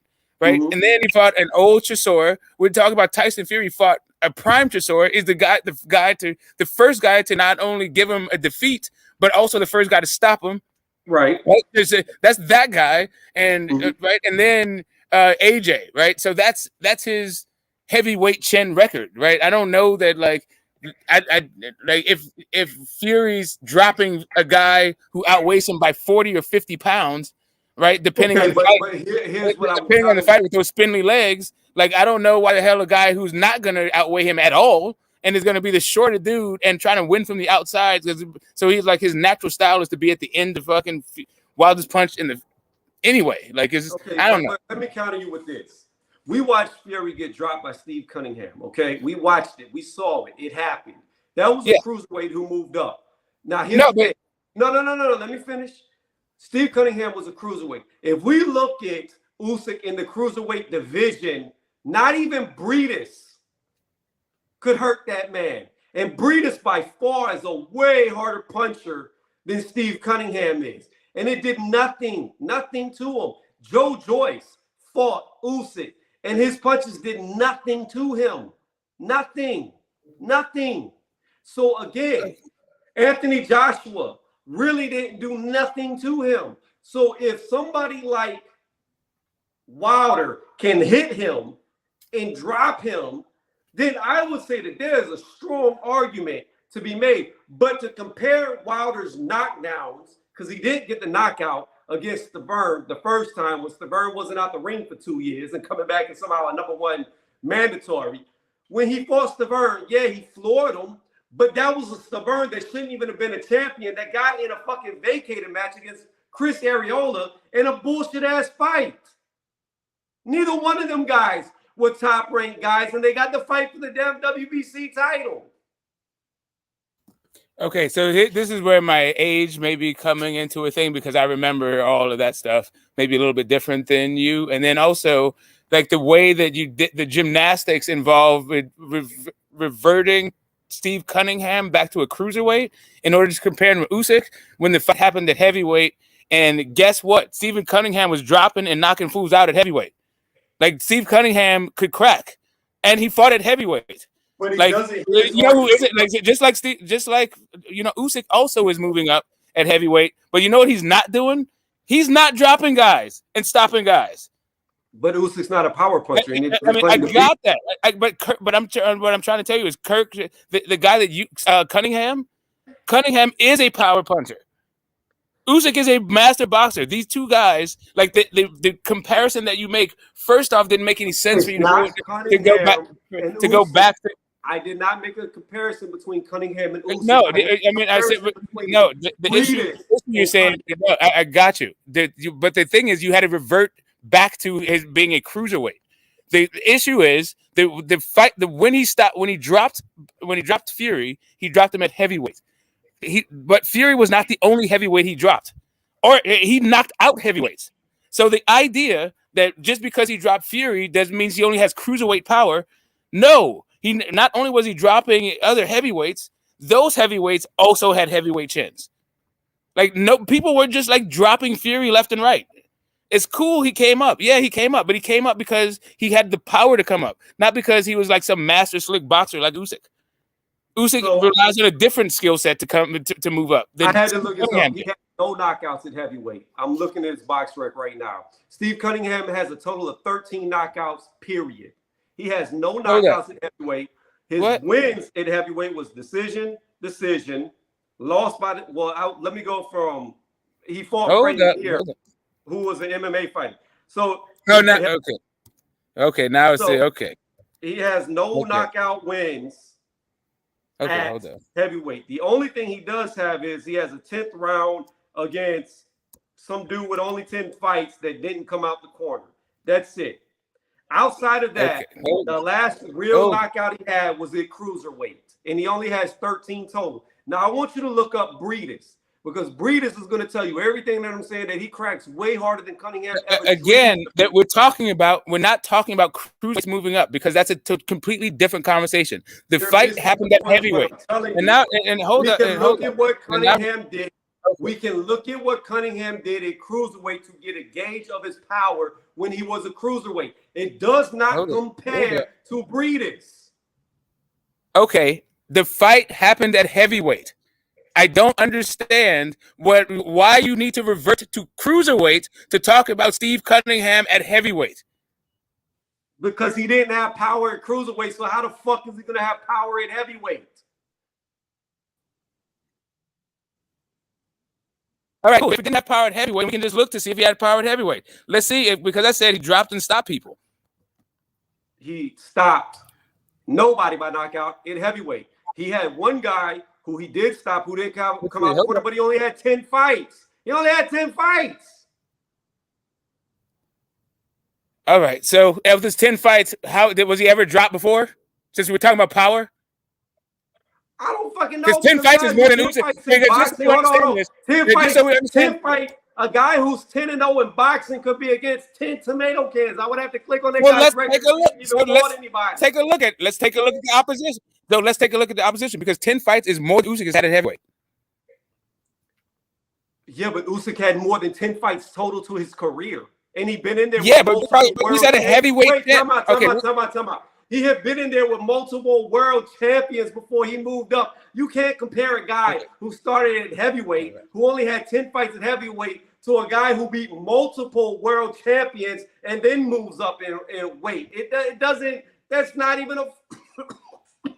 Okay, I wouldn't compare it if you didn't say heavyweight chin. So if you're talking about a heavyweight chin, you're talking about the guys who fought at heavyweight. That's not a heavyweight chin. That's not a heavyweight chin. A guy who's never been tested, never fought nobody at heavyweight is not a heavyweight chin. A heavyweight if he's only fought at heavyweight, okay. So a guy like Usyk, right? So Usyk, I give it to you, right? But AJ he's one of the biggest punchers in the division, and he ate some AJ shots, right? So yeah, it's cool. I think Tony Bellew is a pretty big puncher at cruiserweight, and he ate some Tony Bellew shots.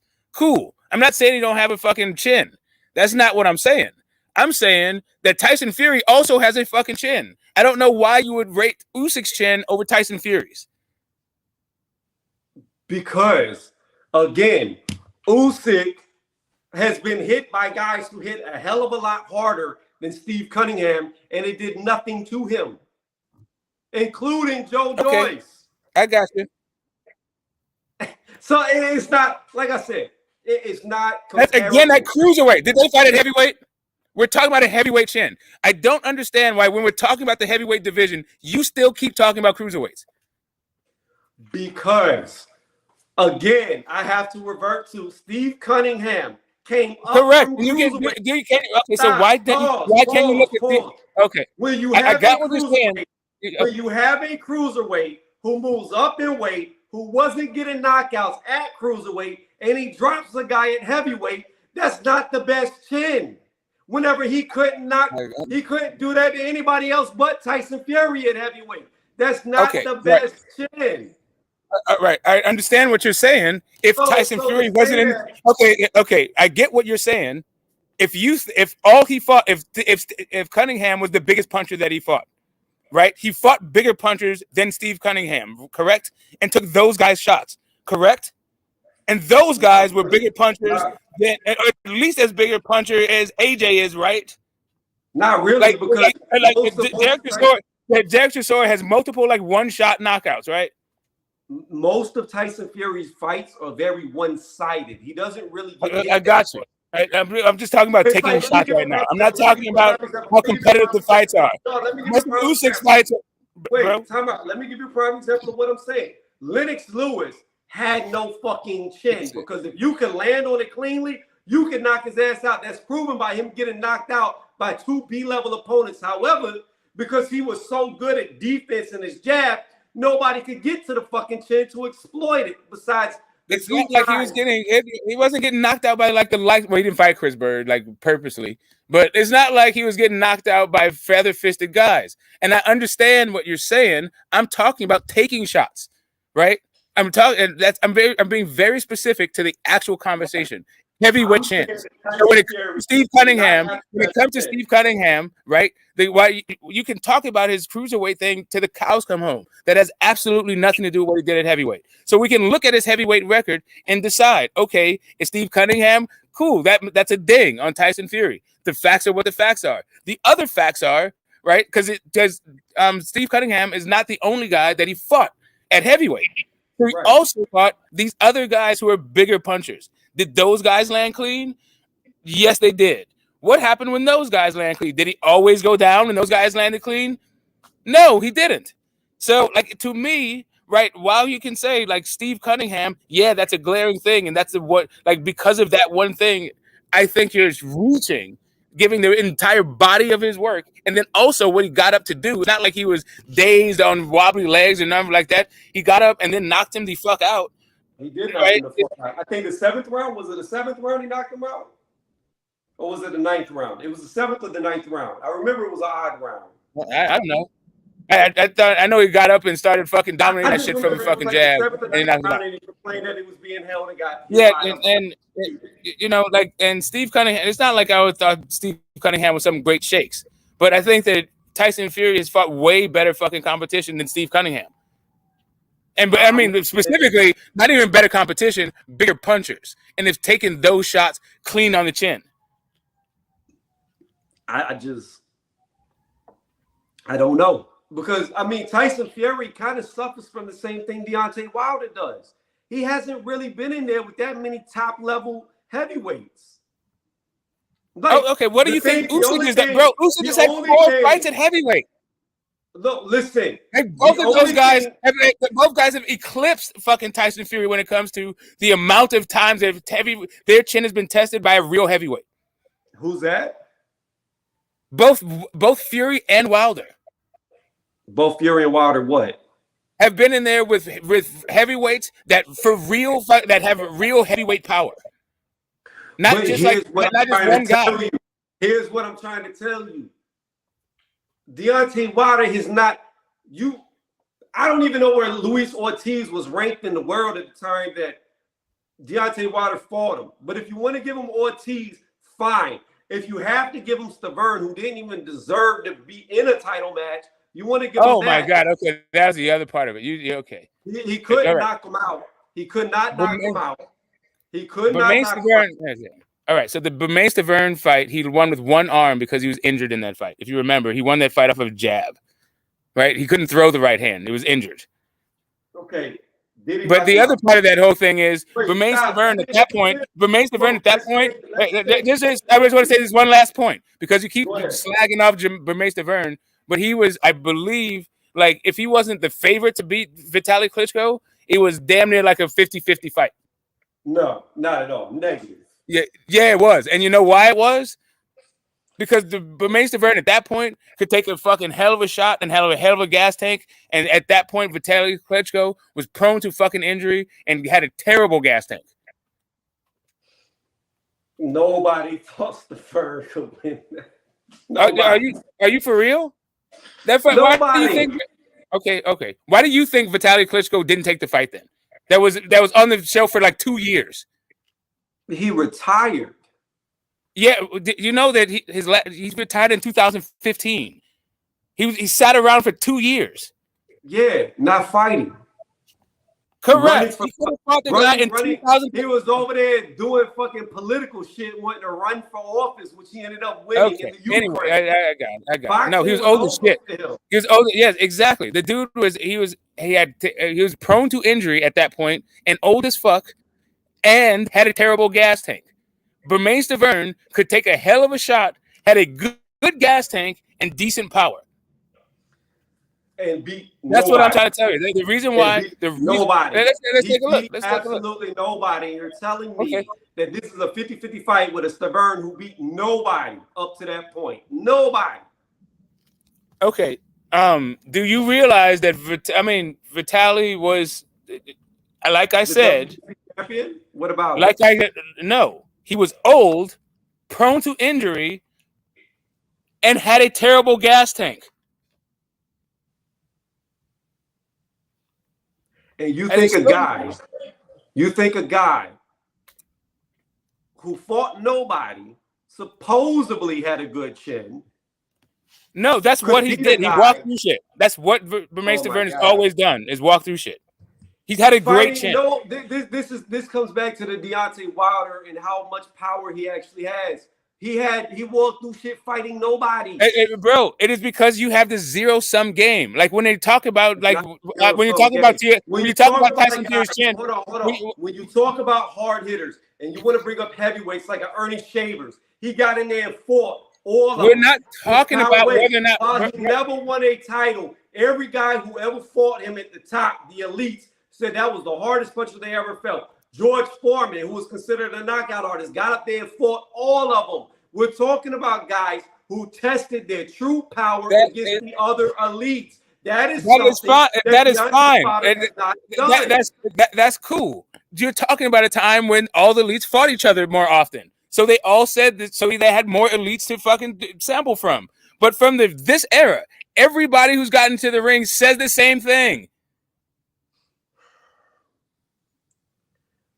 And what quality of opposition are they?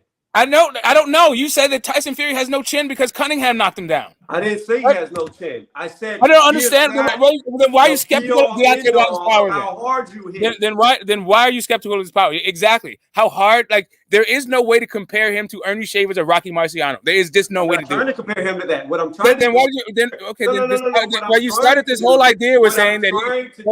What I'm trying to do and what I'm trying to tell you is the only way that you can compare him to any hitter of the past is what he does against the other elite. You are the only person bringing up. Okay, you keep saying you're not saying this stuff, but you're the only person saying it. Deontay Wilder would have fought a Dillian White, would have fought a Joe Joyce, would have fought an Anthony Joshua, would have fought a Joseph. He hasn't retired.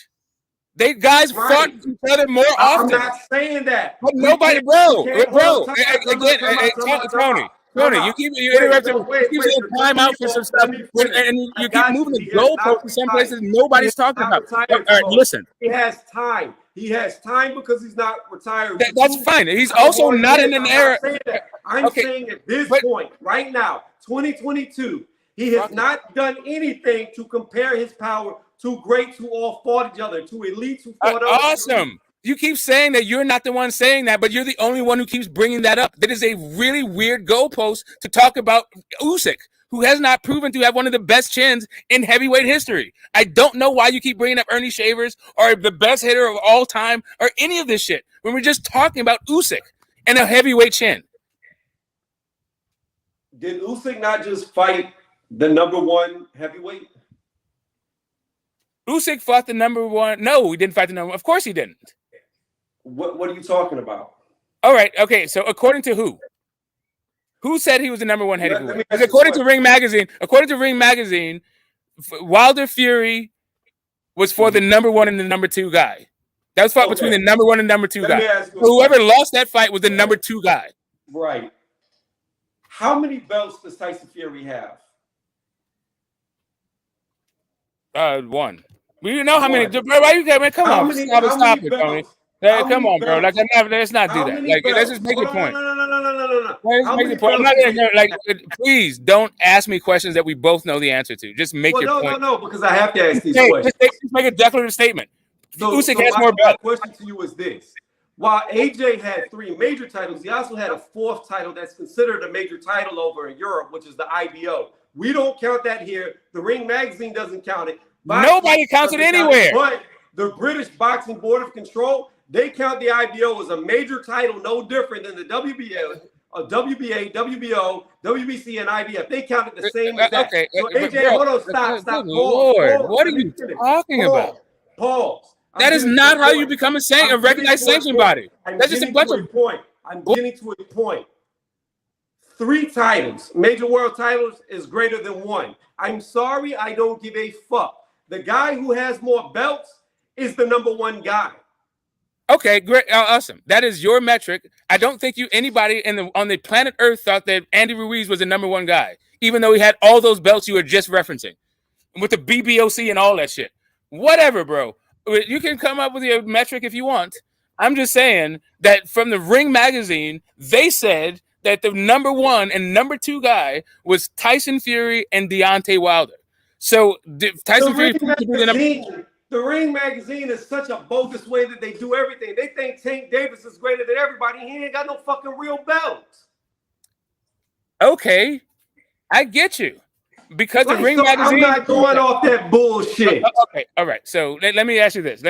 Right? So, Since you're not since you want to say the Ring magazine is bullshit, but which sanctioning body do you think has a better ranking system than Ring magazine? I'm not saying that each individual sanctioning body is better individually. What I'm saying is when you have Then a why guy are we who talking wins, about the bullshit? no. When you have a guy who wins 3 of the 4 major titles, clearly that guy is the one on top. Clearly, that's right. what we're no, let me finish. A case in point to this is what we're running into right now, a current issue going on right now with Errol Spence versus Terrence Crawford. People say that Errol Spence is the number 1 guy because he's got 3 belts and Crawford's only got 1. Even though Crawford was already an undisputed champion, a multi-divisional champion, a 2-time lineal champion, and is a current champion at the same weight class. Even though Terrence Crawford has done way more than fucking Errol Spence, everybody likes to say Errol Spence is the number 1 guy because he has 3 titles. That's the only thing he holds over currently, even though if you add up all the belts that Crawford's had, it outweighs Spence night and day. But here's the thing. He's got 3 out of the 4 major titles of the current weight class that he's at. That's why he's the number 1 guy. But you will not use the same metric to do it with Usyk or AJ.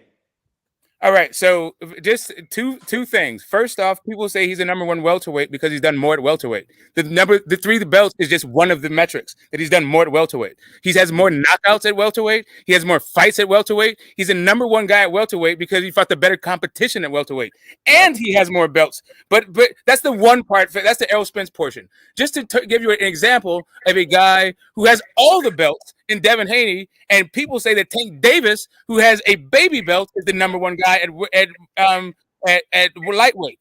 And if not only that, but some people even say Lomachenko, who has 0 belts, is over Devin Haney. Right? So this idea about who is the number 1 is a completely fluid thing. It's not something that just like is wheeled out for the goddamn heavyweights or my own personal thing. Like I reference, not me, I reference Ring magazine. So like when you say here's my thing. Hold up a second. Hold up. When we talk about, when you say that no individual, I think you conceded that no individual sanctioning body has a better ranking system than Ring. So now if you want to talk about all of their things combined, right? Let's see if all of the sanctioning bodies all of their rankings combined is better than Ring Magazine's ranking system.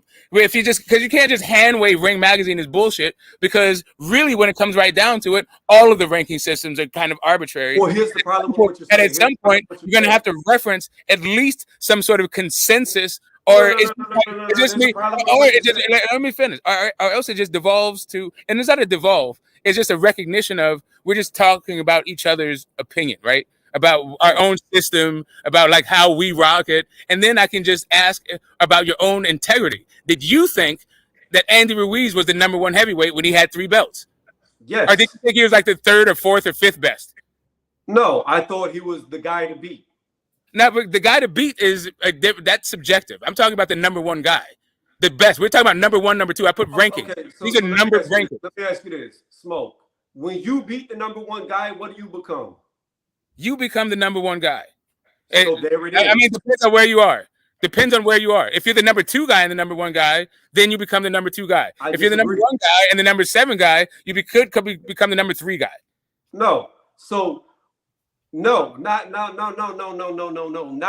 in a sport to where you take the title and say you reign above all. See, this isn't a algorithm. They didn't take the title so you were reigning above all. Wait. Let me finish, Smoke. This is not an algorithm or an average to where the number 6 guy beats the number 2 guy and now you're the number 4 guy. It doesn't work like that. When you beat the champion, you are the champion. What is the champion? The number 1 in whatever sanctioning body you won that title in. Now you reign supreme over all in that sanctioning body. Now here's the problem with what you're saying. If you look at individual rankings of each individual sanctioning body, you could have a guy that's number 1 in that sanctioning body, but he's not ranked in the other sanctioning bodies because he's never fought fighters from there. The case in point of this is Dillian White. Dillian White was the number 1 in the WBC, the number 1 in the WBO, and the number 1 in the WBA at one point in time. But because he quit fighting fights for the WBO, WBA, he fell out the rankings to where he wasn't even in them anymore, even though he used to be the number 1 in 3 of them. Not in the IBF. He was never ranked there.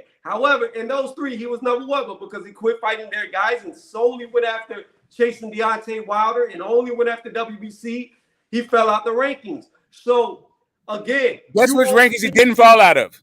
Wait, let me finish. Guess what rankings he stayed top 5 in? What's that? Guess which rankings he stayed top 5 in? Ring Magazine. Okay, I got you. And that's because they added them all up to put them there. Because they have a different metric than the sanctioning body. Where they fall short is the fact that if you have a guy, and I agree with this with Earl Spence, that's why I said all along that Earl Spence should get the bigger part. Well, not just that, the fact that he sells more tickets and sells more pay-per-views than Terrence Crawford alone is the reason to be the A side. But the fact that he has 3 out of the 4 major titles in that weight class is even more reason to solidify him. He's the A side. He's the number 1 guy because he has more titles. Regardless who you think would win, regardless who has more accolades, is irrelevant. The guy with the most straps in that division is the number 1 guy, period. Now, when you look at stuff that they say Tank Davis, who ain't fought nobody since he fought Pedraza, is over Devin Haney, it's fucking ridiculous. It's a joke. And then you have to take it for what it is. Fucking, they're sucking off somebody at the PBC or Floyd Mayweather Jr. himself. It's fucking box rec, bro. I'm just trying to tell you, it's box rec. Box recs right now, really, they have, bro. No, you know they have his number 1? Like no fucking shit. I shit you not. I looked at this shit the other day. It may have changed, and maybe somebody came to their senses, but they had Shakur number 1, Tank Davis number 2, and Devin Haney number 3. That's box rec. When you have an undisputed champion. That's all I'm saying to you when it comes to this whole belt thing. Yes, you have your own way that you value this thing, but if you look at like if you look at the trans, what is it, TBRB or TRB or whatever, trans national ranking, boxing ranking, some shit like that. There's another one that's alternative to Ring, but Ring generally has the top 10 guys, regardless of sanctioning body. And regardless of division, right? They're a pretty good metric. They're not perfect, but they're pretty goddamn good. I don't know. At a certain point, I'm not saying that other metrics aren't as good or you can't get better. I'm just trying to put something on it. I'm not just going like people online kind of shit. At least it's like box rec or like a whole bunch of people who are sure they have their own agendas and they're pushing their own shit, but it's not just between us. But I don't mind between us. If that's what it is, just say hey, this is the way I look at it, and this is this is the way I enjoy the sport, and this is the way I engage with the whole ranking shit. I just go with the belts, and that's cool. And I'm not mad at that. It's just that the ranking systems of these fucking belts are so fucking trash.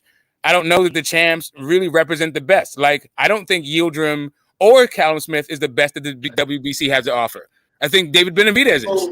So Yildirim was going for 2 years and came back as a mandatory, which was bullshit. But nobody considered Yildirim above Canelo. Nobody considered Yildirim above Caleb Plant.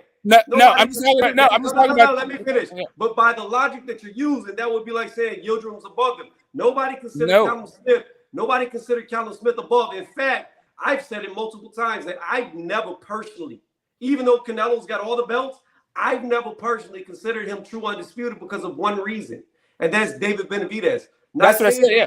No, hold on, let me finish. Not saying that he cannot beat David Benavidez. Correct. Benavidez will win by default. But yeah, exactly. Issue. No, let me finish. Just listen.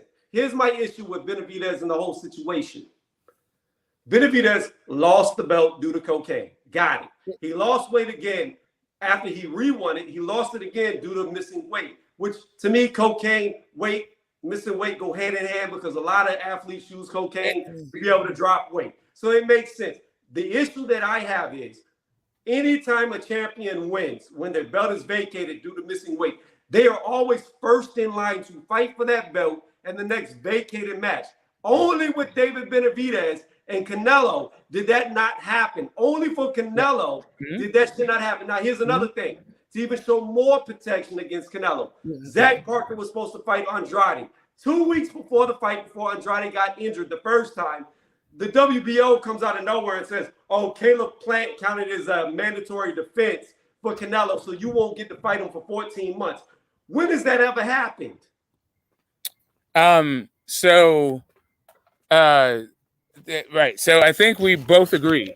I think we're in agreement here that for the WBC belt, he did not face the best of the WBC, right? The best fighter at the WBC. And that's like the issue that I have with, like, you know, the belts being the litmus test for if you are the best. Not to say, like, as I agree with you, that Canelo still, I think, would pick, I still think they got it right when it ultimately, like, I would pick Canelo to beat David Benavidez back then. I don't know about right now. I don't know if I would even pick him. I don't know if I'd pick Canelo to beat David Morrell right now. Okay, listen. Back then, yeah. Listen though. When you look at the belts, right, it's a big difference in what AJ did, being champion after champion after champion to collect all three of the straps, really four, versus what Canelo did with Callum Smith. That was a vacated title.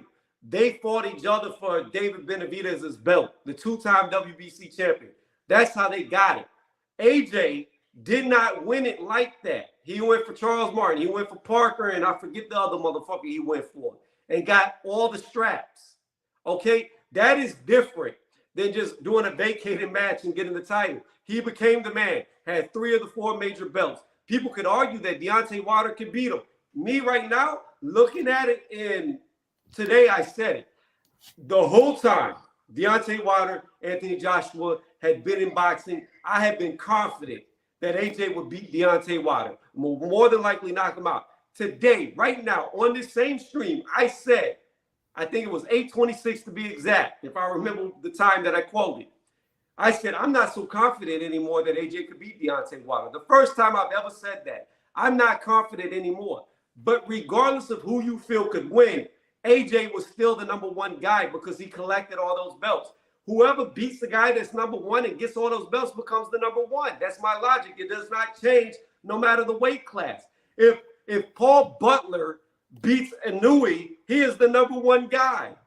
I'm not gonna put fucking. Listen, I'm not gonna put Donaire above him.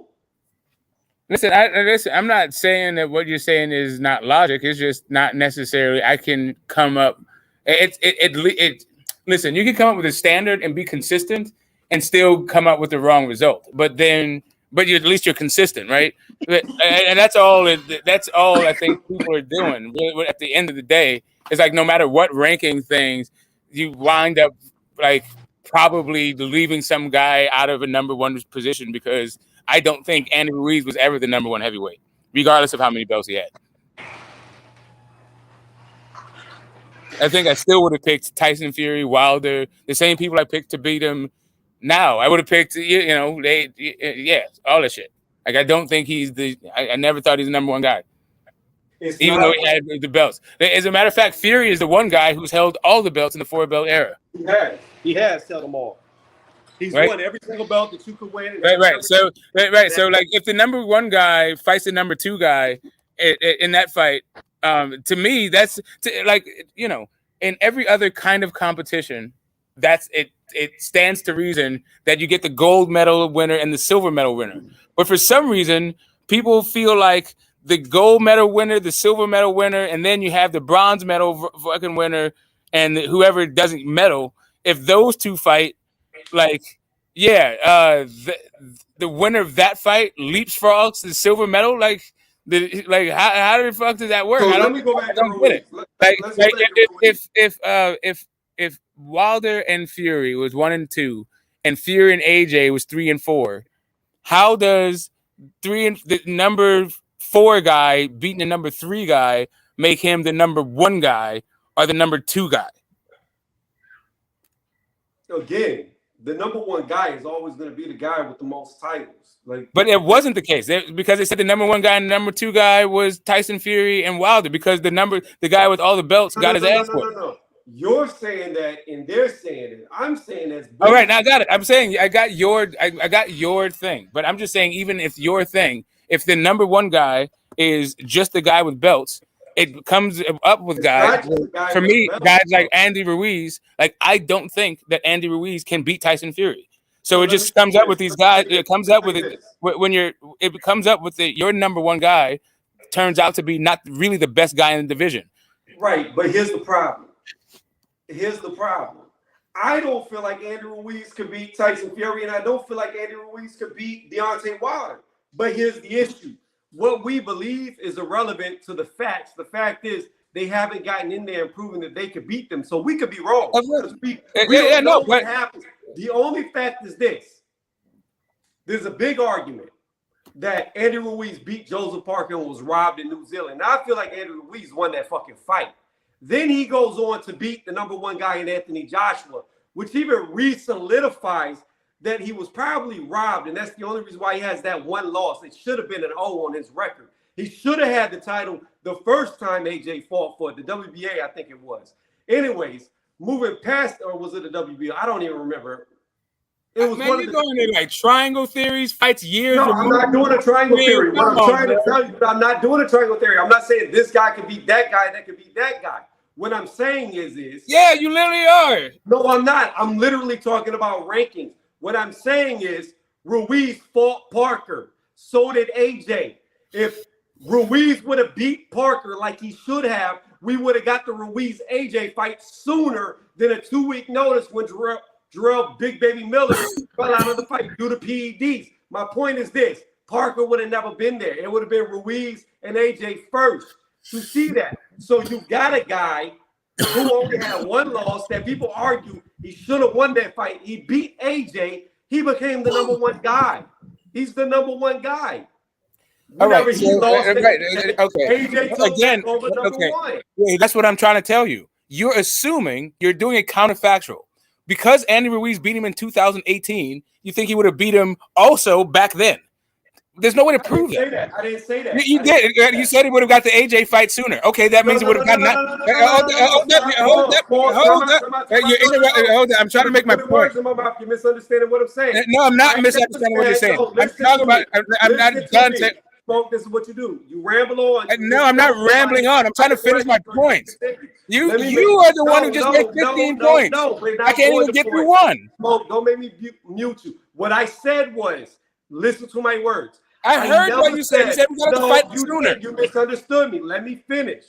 I said AJ Ruiz would have fought for that WBO, WBA title sooner. I never said, no, wait, stop. I never said who would have won that fight. Then it doesn't matter when it comes to the rankings. That's my whole point. This whole thing is about the rankings. That if you let me finish my point, I would have saved us both that entire point. That all of that time to tell you that you can't extrapolate him winning that fight. Therefore, you can't talk about him being the number one guy. Maybe if we would have got that fight back then and he fought, then we could talk about where relatively would have been in 2018. But that was way back then anyway. I'm just talking about 28. The number one guy. The reason why he's the number one guy is because he beat AJ. Right. That is according to what you're saying. Like, really, it's not even because he beat AJ. It's because he beat AJ when AJ had all 3 belts. Yes. That's really why he is the number one guy. Whoever has the most belts is the number one guy. That is your drop dead thing. I got it. It's consistent. I'm just saying that using this system, you may have guys who people would pick reasonable, like who would be underdogs against fighters with no belts. It doesn't matter who people. I got it. It don't matter to you. It matters to me. To me, when I say number one guy, I mean the guy that beat everybody. Look. Listen to what I'm about to tell you. I don't mean who has the most belts. No, because we talked about Devin Haney. We're gonna go back to lightweight to even make this point. It doesn't matter what people think. People thought Teofimo Lopez would beat Lomachenko, but Lomachenko was the number one guy at the time. Regardless if he vacated, became the franchise, he was still the number one guy at the time. Lopez beat him. He became the number one guy. I always believed George Kambosos would beat him and do it easily, which he did. He wasn't the number one guy till he beat Lopez. Everybody believed Devin Haney would beat George Kambosos, which he did. But he was not the number one guy until he beat Kambosos. Then right. You know what? Right. You just made my point for me. This entire time, people were saying Tank was the number one guy. But he's not. He doesn't have right. According to who? That's my entire. Like again, you are the only person that. Okay, hold up a second. Teofimo, just to let you know, just to let's go by pound for pound list for just right quick. Another bullshit metric, but I get it. But just so you understand where I'm coming from with what I'm saying when I do my rankings, right? Like Teofimo Lopez got on the rankings, pound for pound ranking systems by being Lomachenko, right? Mm-hmm. Kambosos did not get on the pound for pound rankings for beating Teofimo Lopez. Right. Devin Haney did not get on the pound for pound rankings for being undisputed and beating Kambosos. Right. Right. So that right there tells you that there's something going on that's different with the rankings than the belts. It's just not a matter of how many belts you have. So it is a matter, but here's the problem that you're coming up with. When you go to pound for pound, you're now ranking them against other fighters in different divisions. It's like, for instance, let me give you a case in point. There's people, including ESPN, Ring Magazine, etc., that have Errol Spence on the pound for pound list. He don't deserve to be on the pound for pound. He ain't done nothing more than what other people on the list have done. He hasn't even been undisputed in his own fucking division. You have other guys who are undisputed like Devin Haney, who deserve it more than Errol Spence. You have guys who are multiple division champions who Errol Spence isn't. He's the career welterweight. There are guys that have done way more, but yet Errol Spence is there. But when you get to that, that's an opinion of who you feel has done more for whatever reason you think that pound for pound the best. Whether you feel like his competition at welterweight is greater than everybody that Inoue beat, going all the way up to about to be undisputed in his next fight because he's going to win. Now, you could argue that, whatever you want to do. But what you cannot argue is when you get down to the division and you have guys competing for those titles to be the champion, to be number one, to be undisputed. The only way you get undisputed is by getting all the belts. So you have to collect all the belts. So therefore, if undisputed means you're undisputed the best, which now you're trying to say, and other sites are saying that Tank Davis is better than David Haney, even though he's got no fucking titles. The point is, undisputed means there's no disputing who the best is. The way you do it is collect all 4 belts. So that means that the guy with the most belts is the closest to undisputed. The guy closest to undisputed is clearly the number one guy. No, that right. So the issue is the way you're defining what undisputed is. Undisputed means that you're the champion, not that you're the best. It means that you have all 4 recognized titles. The best could be a different person. That's what this entire discussion is about. Like when you come to pound for pound list, Loma has 0 belts. He's on pound for pound list, right? That's all I'm saying when it comes to ranking fighters and quality of opposition. I get you. I'm just saying that there's something different going on with rankings than what's going on with titles. Like we can go back to even Muhammad Ali, Joe Frazier. Muhammad Ali was a lineal champion. Joe Frazier at the time was the undisputed champion. Right? Like that was the first time the lineal and the undisputed met together to find out who was who couldn't have any claim to be a champion outside of those 2 guys. That was like a thing about the best fight the best, but you had a guy, Foreman coming up the fucking ranks, right? That flattened that dude. It's just kind of like, I don't know. Like, yeah, you can have the titles, but that doesn't necessarily mean that you're the best in that division. It just means you have all the titles. But here's the thing: you can also have all the titles and be the best, and that's what Mike Tyson did when he knocked out Michael Spinks. And it's also what Muhammad Ali did. It's also what Muhammad Ali did when he beat George Foreman, because then he got all of the undisputed and the lineal, and then he beat Joe Frazier, the guy that beat him. Here's the problem that you're missing in both your examples. People believe that Ali was the best. However, Joe Frazier was ranked number 1. He was the number 1 guy. Ali, people considered the best, but he was not ranked higher at the time than Joe Frazier. Just like Mike Tyson. Some people thought Spinks stood a chance, but Mike Tyson was ranked the number 1 guy at the time. And he fucking flattened Spinks. The point is this. In both instances that you use, the reigning champion with the most belts was considered number 1, not the guy who everybody thought would win. Right. So again, it's not everybody. It's the people that I'm talking about. Right. At that point, at that time, the WBC was like, damn, it was brand fucking new. It didn't have a lot of sway. At that point, the lineal champion had a really big sway. The reason why he was the number one guy is because Ali was outside of the rankings when he rose up the rankings. That's what the whole intrigue was. Yeah, they had to have a number one guy, but it wasn't like he was competing against Ali. Right, Right? but the problem is yes, he did. Ali was protesting the war, and Frazier rose through the ranks. However, he was the number one guy. When Ali came back, he didn't by default become the number one guy. He fought Joe Frazier to prove who the number one guy was, to prove he was better than him. But the fact of the matter still remains, Joe Frazier was the number one guy in that fight. Right. Because that is, again, he rose through the ranks, not over Ali. That's why he rose to number one, and that's what the intrigue was. And not only that was the intrigue, but Ali fought his way up to the number two spot. So it was, when they fought, it was the number two guy versus the number one guy in the rankings. Right? And it was also, Ali was and at that point, he was the undefeated lineal champion. I got you. Right? So it's like there's the idea about the best. With all that being said, he was still ranked behind Joe Frazier. I understand his rank behind Joe Frazier. The reason why, and that's the point. That's the right. So again, right. I get it.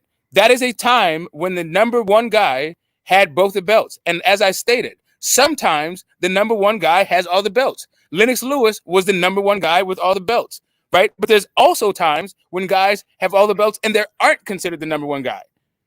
And that's what I'm saying that you're going to run into with the problem with the saying that you're just going to use the belts. Not that you're going to get it wrong 100% of the time. I'm saying you're going to get it wrong some percentage of the time. Who had all the belts that wasn't considered number one?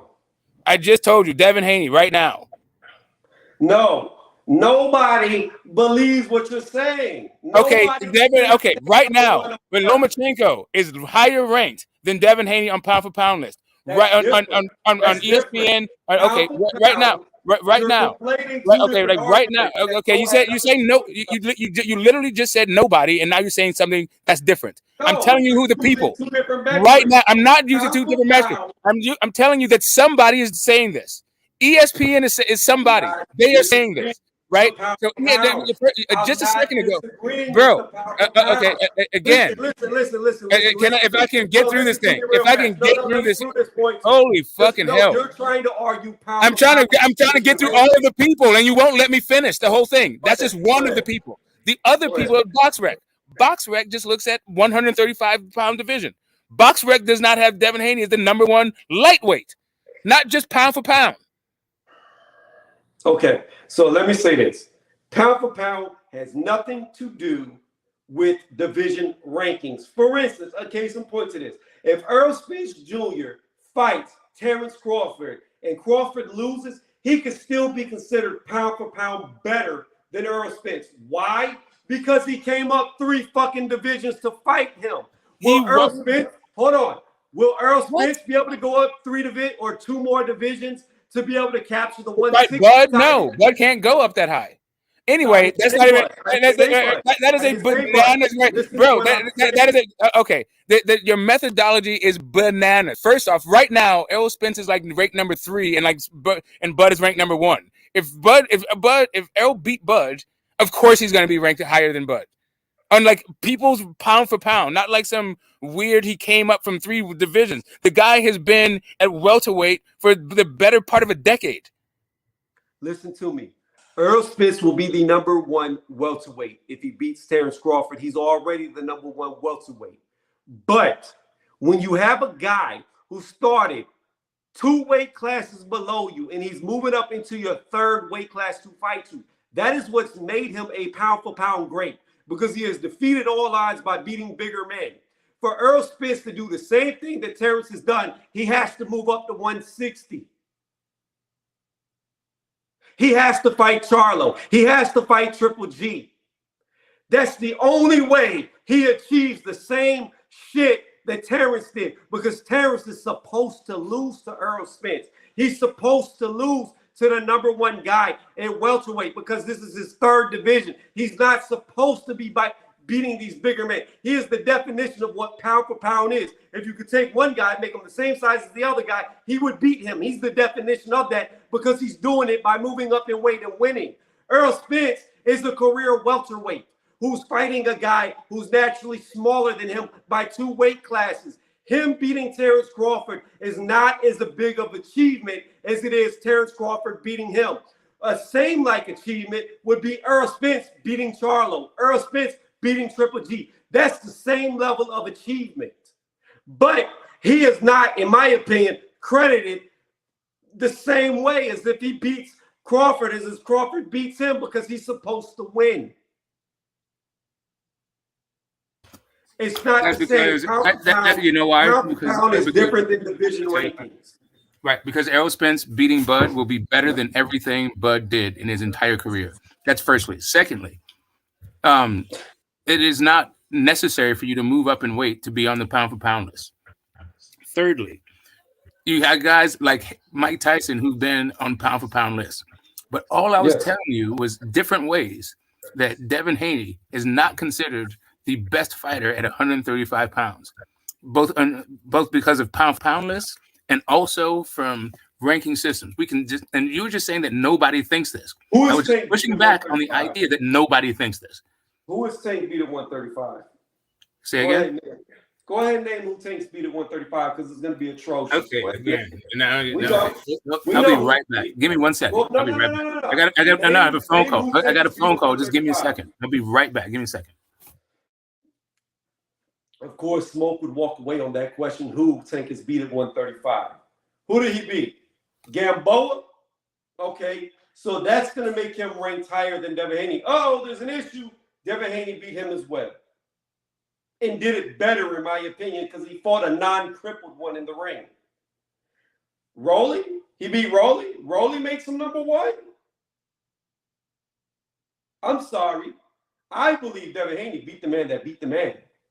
So he became the man. Tio beat Loma, who was the man. Kambosos beat Tio, who beat Loma. Now he's the man. Devin beat Kambosos, who beat Tio, who beat Loma. He's the best. He's got the better wins. What the fuck has Tank Davis done at lightweight to even make him a number 1 ranked fighter? Nothing. He's beat nobody. I know Smoke walked away, but I'm just saying this rhetorically for the chat. He has beat absolutely nobody who deserved a number 1 ranked. I'm sorry, I can't. Like my life calls every now and again. Just give me a second. I'll be right back. Fine. I'm talking to the chat. I'll be right back. Just cool your jets. I'll be right there. I'm talking to the chat, Smoke, not you. Oh, yeah. Let's go through these comments. Fury became 1 or 2 before the decline fight or second fight. Canelo also beat the rest of the champs, so still number 1 without the WBC. I agree. He would still be number 1 because he beat the other champs. He got 3 out of the 4 major belts. Even if you don't want to give him the WBC, if you want to take that from him because of Benavidez, he's still the number 1 guy. So I agree with that fully. Charles stepped away from the train. I knew Tio was going to beat Loma. A lot of people did. However, if Loma would have let us, well, if is a horrible way to start off the sentence when we're talking about something that happened. He got the win. I guess I had it to draw. I thought Loma won the second round. Tio won the 12th round.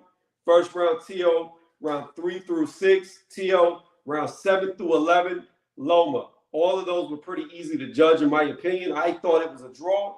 However, I would not be mad if somebody said Tio won the fight. But that was against a Lomachenko that didn't let his hands go for 6 rounds. Tio never wanted the rematch. He was terrified to get back in the ring with him. You have to ask yourself why. Instead, he goes on to fight Kambosos and gets his ass whooped, along with being floored, which is crazy. And now Devin Haney, who took over, is about to solidify that he's the number 1 guy, unlike Teofimo Lopez. See, Devin Haney's got more heart, more balls than Tio did. Because Tio fought the number 1 guy, beat him, and never gave him his get back. Never gave him a chance to win his title back, like every champion. Oh shit! Niners just got to pick ran 6. from that rematch. The difference in Devin Haney is, and he ran from the Kambosos rematch as well. Kambosos was willing to give him a rematch at 140.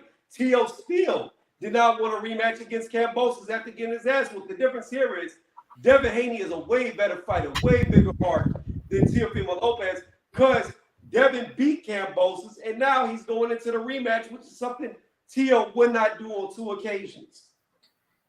But again, Smoke, coming back full circle, I must ask you, what has Tank Davis done in 135 to put him above Devin Haney? According to BoxRec? According to me. I don't care. What has he done? I think according to BoxRec, it could very well. I mean, I can look at their methodology. Like, I'm not a big fan of BoxRec rankings. I think they're fucking horrible. But probably number. I'd probably say the number of title fights. Like, Tank has been fighting title fights since like what, 2016? Title fights against 2015? Like, yeah, like when did he become a champion? He's been fighting title fights for like 4 years or 5 years. Defending 28. What title? Illegitimate baby belt? I don't know what you mean by illegitimate, right? Like, you were in the minute ago, we were extolling the virtues of the IBO, but now the WBA world is like illegitimate. No. He's the WBA champion, regular baby belt. That's what it's colloquially called. No, hold on, time out. The real belt is the super belt. It's just like we don't count the WBC interim champion is the real champion. Okay, we don't count international champions as the real champion. Okay, that's not the real belt. The real belt, the champion has the super. Right. So again, each sanctioning body has their own thing with their belts, and the WBA is unique in the sense that their regular title, what's called regular, it's actually called the world. The actual title is called the world title. And the world title, it's colloquially called it's called the baby belt because it's all ceremonious and all that stuff. But the WBA is unique amongst all of those that class of belts because it has mandatories, right? The WBA Super only has to fight a WBA world champion once every, I think, 16 months, right? That is the difference between like the WBA world and all these other ones. But the other difference is that if there is no WBA Super, the WBA regular becomes the champion, right? So if Devin Haney vacates, then Tank Davis is automatically the super. Same thing for all the interims. If an interim champion is there, like for instance. Yeah, I'm just saying not everywhere has an interim. No, that is like the interim. Yeah, no, I agree with you. It is like the interim, but not everyone has an interim. I'm just saying everyone is different, right? But the interim belt doesn't have mandatories, but the world title does. So that's how it's different from the interim. But like the interim, like you said, if there's That's not true. Dillian White got mandated to fight Povetkin.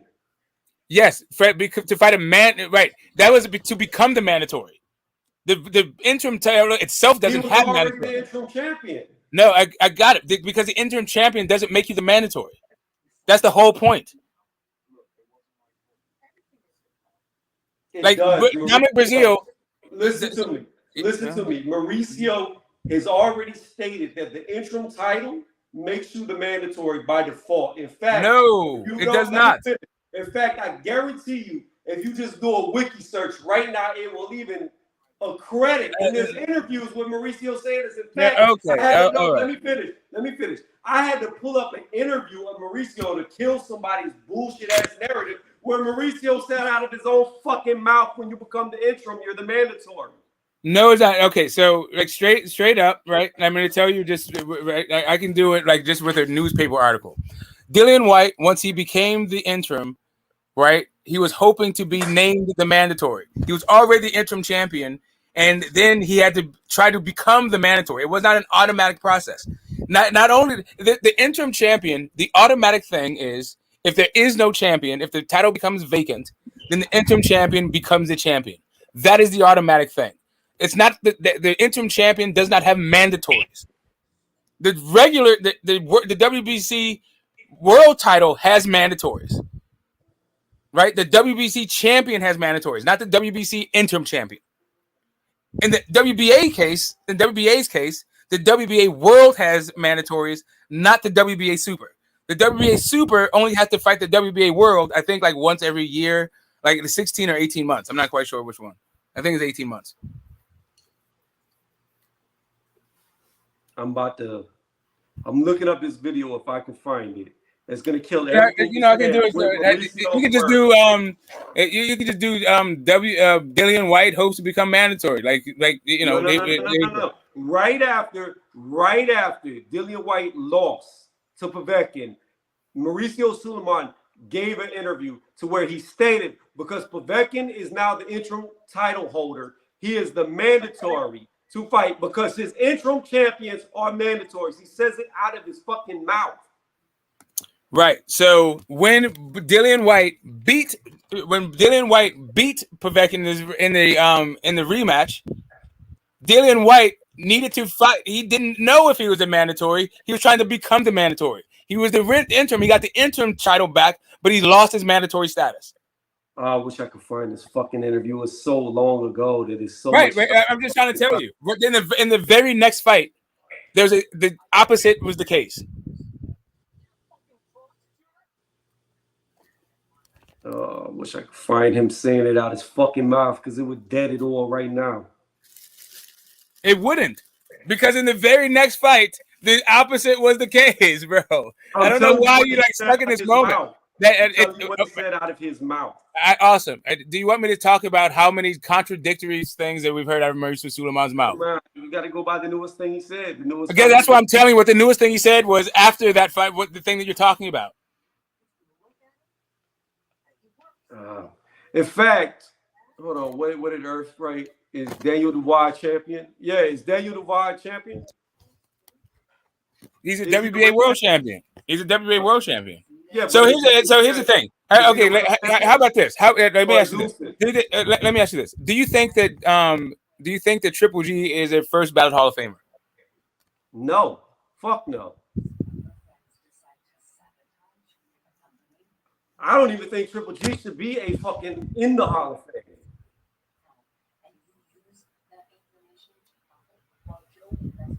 You're talking about a career middleweight who could not even fucking go undisputed in his own division. What has he done to deserve it? Oh, because he has more title defenses than any other middleweight? Bullshit. I call bullshit. What the fuck has he done? He hasn't fought the other champion. He finally fought one in Murata, who was the weakest one. And that's worthy? Fuck no, I don't believe he deserves to be in there. Even if he would have beat Canelo like he did in the first fight, even if he would have got the win over Canelo like he deserved, he's still not a Hall of Famer.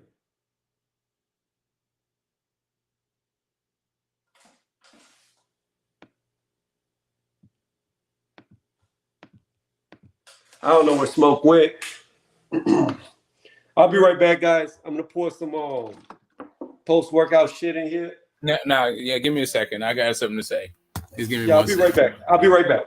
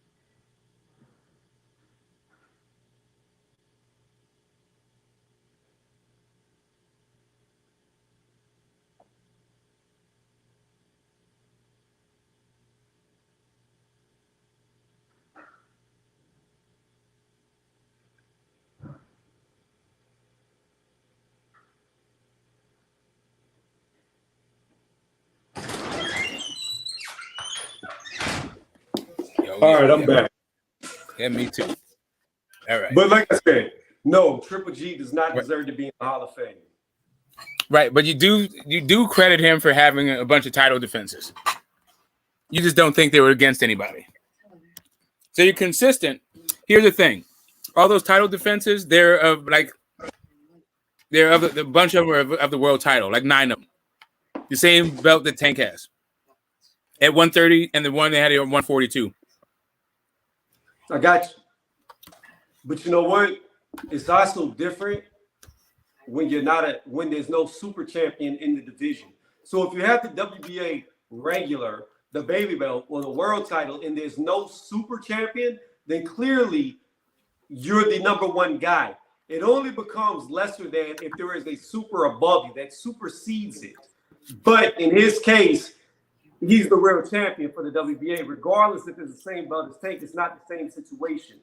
But again, even if Triple G would have beat Canelo, there's a fucking mosquito that keeps flying around my face. Even if he would have beat Canelo, he still does not deserve to be in there with somebody like Hagler. Like, fuck no. Get the fuck out of here. The names on his resume do not equal what Hagler did. If you're going to go, because Hagler was a career middleweight, if you're going to do him against other career, whatever division, he doesn't hold a candle to the people that they beat. He's not a Hall of Famer. Okay, hold on a second.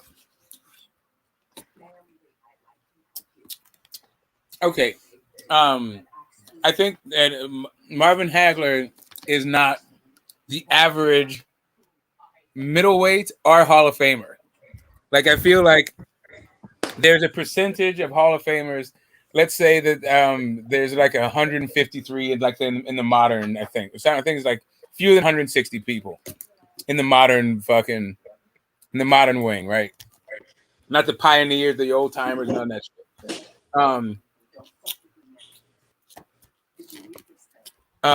Which is basically like the last like 60 years, or between like the last like 60 years.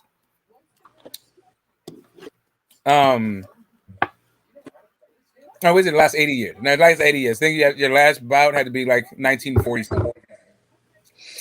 Point being,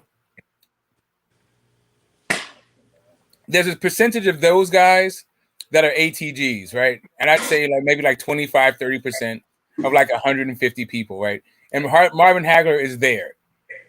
I don't know if that is like to say a guy is Hall of Fame or isn't Hall of Fame next to Marvin Hagler is like a fair standard.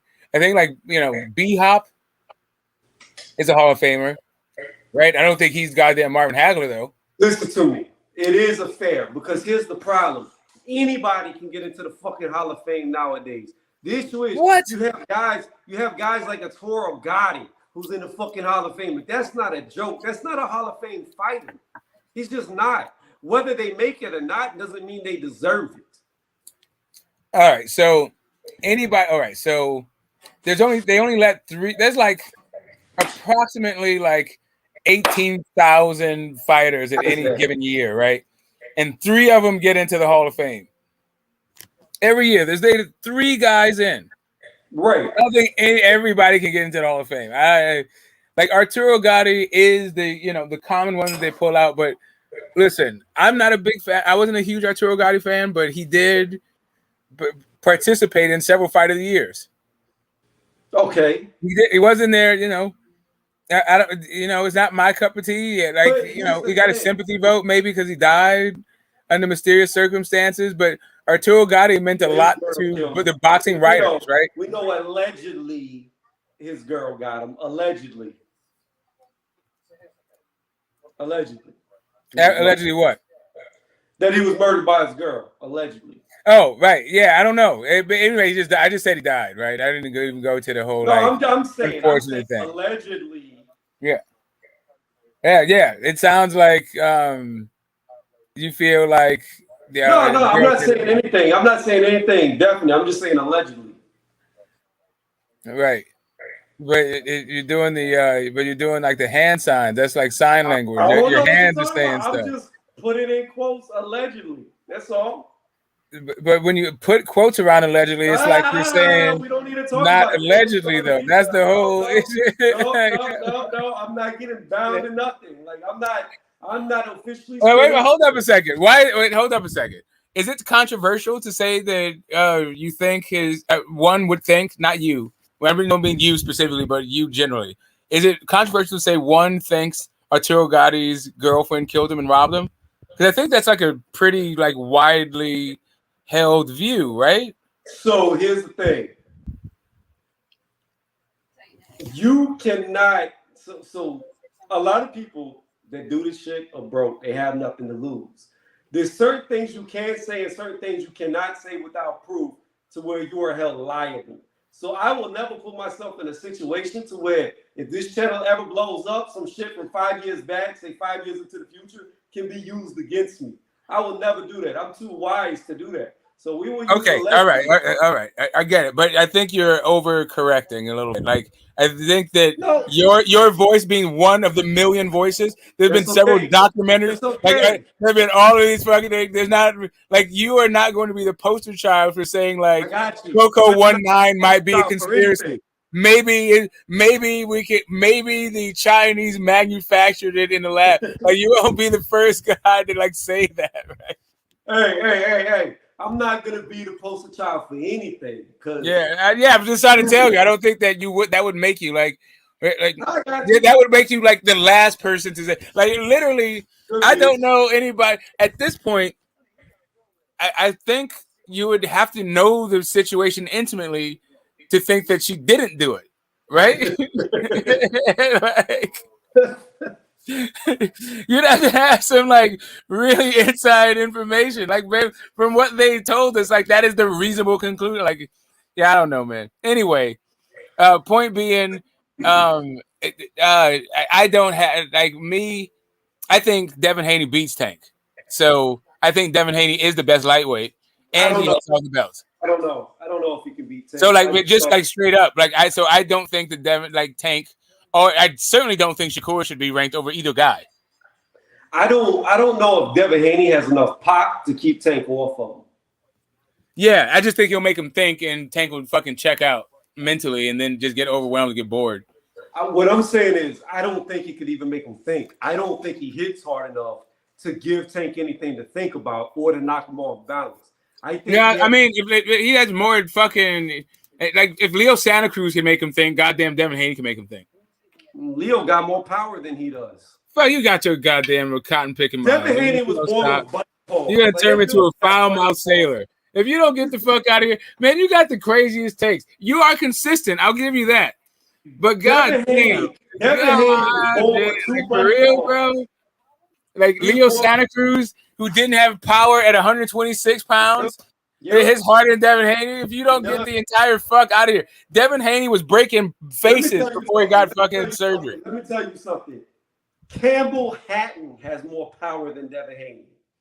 I don't know what I mean. I saw Campbell Hatton fight twice, and it was both trash. I don't remember. He doesn't even belong in the ring. He's trash. He's no good. He'll never be good. He's got no. Yeah, I don't know what that. I don't know why you'd bring that the good. Like there are plenty of guys who are trash. I don't remember what Campbell's power was like. My point is this: you don't have to be a power puncher to be good at boxing. You can be a skilled fighter and be good. Yes. Look at the fucking mosquitoes I keep killing. Yeah, I know, but I'm just talking about Leo Santa Cruz. Leo Santa Cruz is a good boxer. Really, that dude cannot punch his way out of a wet paper bag. Devin Haney is way fucking harder than Leo Santa Cruz. He's a good boxer. Power he does not have. Look, Kambosos has got like I said, he has Pacquiao style without Pacquiao's gifts. Like he has the exact kind of style that like. Anyway, I'm not even gonna go here. I'm not even worried about Kambosos. I'm not claiming Kambosos. But Kambosos wasn't walking through his shit.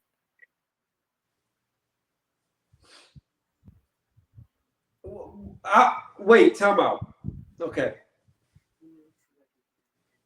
Kambosos doesn't have the power of Tank Davis. No, he doesn't. He doesn't have, from what it appears, he doesn't have the punch resistance or the durability of Tank Davis as well. So, I mean, I don't see how you say because you might be maybe we don't know. Listen to me. We don't know about that. Who's the biggest puncher Tank been in there with? Pedraza, maybe. Maybe Pedraza, I guess. That's a long time ago. Long time. Rolly was like touching him up. Rolly has decent power. He didn't really land the right hand though. He was Right, but jabbing him what up. is Rolly does have good power as well, and he just came off that win. He was getting out boxed, which is a bad look. I'm just saying he wasn't eating shots though. Well, he got tagged a couple times, but like not really clean. I don't know, Tank. But yeah, I don't know. My only point is you can't compare Kambosos to Tank Davis. I mean, we can. It's just, Tank is probably going to be better at everything. Right? That's my point. Like, I mean, you can compare. It's just like Tank is way fucking better. But I don't know. Listen to this. Listen to this. It's irrelevant that we believe Tank Davis is better than Kambosos. If Kambosos gets his titles back from Devin Haney and beats him, he's the number one guy. Regardless how we feel about Tank Davis and him fighting, he's still the number one guy. Man, Devin, I hope everyone's expecting Devin to win doesn't translate into him being complacent in any way. I feel like he's a focused. He knows how to go about his business. He knows he got bigger fish to fry. I'm picking Kambosos. But yeah, we're gonna say again. I'm picking Kambosos in the rematch. I'm sticking with him. Wow. Yeah, like, cause you're real big on consistency. I can tell. No, like, listen, I don't know, man. Like, it seems like you're coming across. I hope you're not one of those guys. Like, once you miss the exit, you just go like, fuck it. I don't need to go home anymore. I'm just gonna keep driving this goddamn direction. No. Hear me out. It has nothing to do with that. I truly believe Kambosos thought Devin Haney was a boy, thought he was a kid. He didn't take him serious. He didn't train serious. It reflected in him missing weight for the first time in his entire career. So obviously, he wasn't training like he trained for Teofimo Lopez. He didn't even look like he had the same fire or desire in any of the interviews leading up to the fight. He just looked different. He looked like he was complacent. Like you're saying you hope Devin doesn't get. He looked like he thought it would be a walk in the park, and it wasn't. This time, you don't see him doing interviews. This time, you don't see him talking shit. This time, you don't see him calling names. In fact, you haven't even seen him at all. So I'm thinking that this time around, you're going to get the Kambosos that fought Teofimo Lopez, who's not going to leave one stone unturned or turned over. He's not going to do it. He's going to take it serious, and he's not going to miss weight. I believe this Kambosos, a focused Kambosos, will beat Devin Haney every day of the week. And we're about to find out, because here's the deal. If Kambosos gets washed, he gets washed. And I was wrong for my original assessment. But I do not believe that my original assessment of who I think will win is wrong. And I'm going to stick with it. I mean, that's cool. I am like, listen, Kambosos missed weight. You can give whatever cause you want, right? But the fact is he missed weight. Maybe it's because he's at home.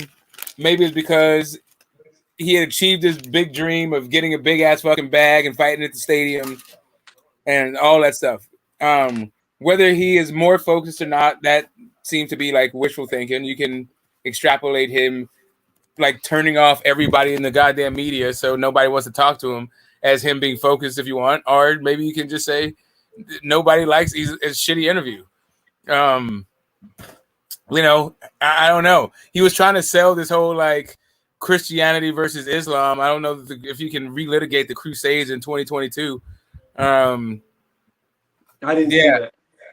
Yeah, he's going in on his like Greek Orthodox fucking religion now, because Devin Haney was going, Allah Akbar and all this stuff, and so now got to know that he's a fucking Greek Orthodox. I don't know, whatever. It is like, to me, the dude is just like terrible at promoting fights, and maybe he's focused though. It could be. Like, I don't think he's better than Devin Haney. I don't think the best version of goddamn. I don't think the best version of Mickey Bay loses to fucking Kambosos. I don't think the best version of Kambosos beats the worst version I've seen of Devin Haney. I'm telling you right now, Smoke, and I'll be, you know what? I take it on the chin. I've never made excuses, and I've stuck with my choices, and I stick with the consequences of the choices, and I never backtrack from them. You know what I mean? That's one thing. Consistency. I'm not like other people, and I don't jump ship on fighters just because they lose. If I like them, I ride with them to the very end. It doesn't change my opinion of how I feel about them. I'm not saying I like Kambosos. I'm just saying that I truly feel like the opposite of you. I feel like 100% Kambosos beats 100% Devin Haney. I don't think Devin, I only jab, is going to do it this time around. And I don't think it would have done it the first time had he taken him serious. He really... You didn't think he did it the first time. That's what I get. I mean, I get where you're coming from. He was too arrogant. See, here's the problem. Kambosos said the whole time leading up to Tio, these belts are your curse. They're your curse. What he didn't realize was he inherited the curse because he suffered from the same thing that Tio did. He turned into a diva. He let it go to his head, estimated his skills for more than what they were, and thought that a lesser version of him could beat anybody. So he got overinflated and he got his fucking bubble busted. Now, in this rematch, I think you're going to see him like he should have been going into the first fight. And again, I will restate. I do not think I overestimated. I do not think my eye test was wrong. And I still believe that a fully focused Kambosos will beat him, like I said originally. I don't think he has a style. We could get into style matchups and attributes and all this other shit. It's just I expect Devin Haney to fight at welterweight ultimately. That jab, no fucking punch power and all.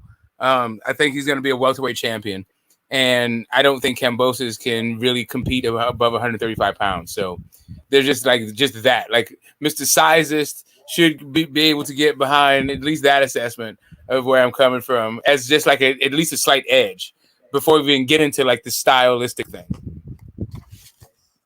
It's not about, there's no real sizes in these lower weight classes. It's not like heavyweight to where you can weigh whatever the fuck you can weigh. At the end of the day, these guys got to drop weight and make weight, and they can only blow up so much. So yeah, they may weigh 10 to 20 pounds more by fight night, but it's not going to be much more than that. It's not like they're going to be outweighed by 50, 60 pounds, which is a huge difference. So again, it's got nothing to do with sizes at this size, because you're trying to say that Devin's bigger than Kambosos, so therefore I should believe Devin would win. No, not to say he would win. I'm just saying, like, at least we can talk about there is a size difference that's an edge. Not that that's the reason why he's going to win. The reason why I think he's going to win is a style thing and an attributes thing. Like, I saw Kambosos have issues with Devin Haney's size. But see, I would disagree. I think Devin, while he does clearly outweigh him, in the ring, he looks shorter than Kambosos. In shoes, I think Devin Haney wears shoe lifts. I'm going to be honest with you. I really do. Because outside of the ring, he looked like Andre Ward next to Floyd Mayweather. That's how he looked pre-fight inside the ring. Once they got in the ring, Kambosos looked taller. What the hell? Devin Haney was hunched over at some point, but I thought the bigger and rangier fighter was Devin Haney, and I thought that size gave him problems. Not just his mass, but also his length.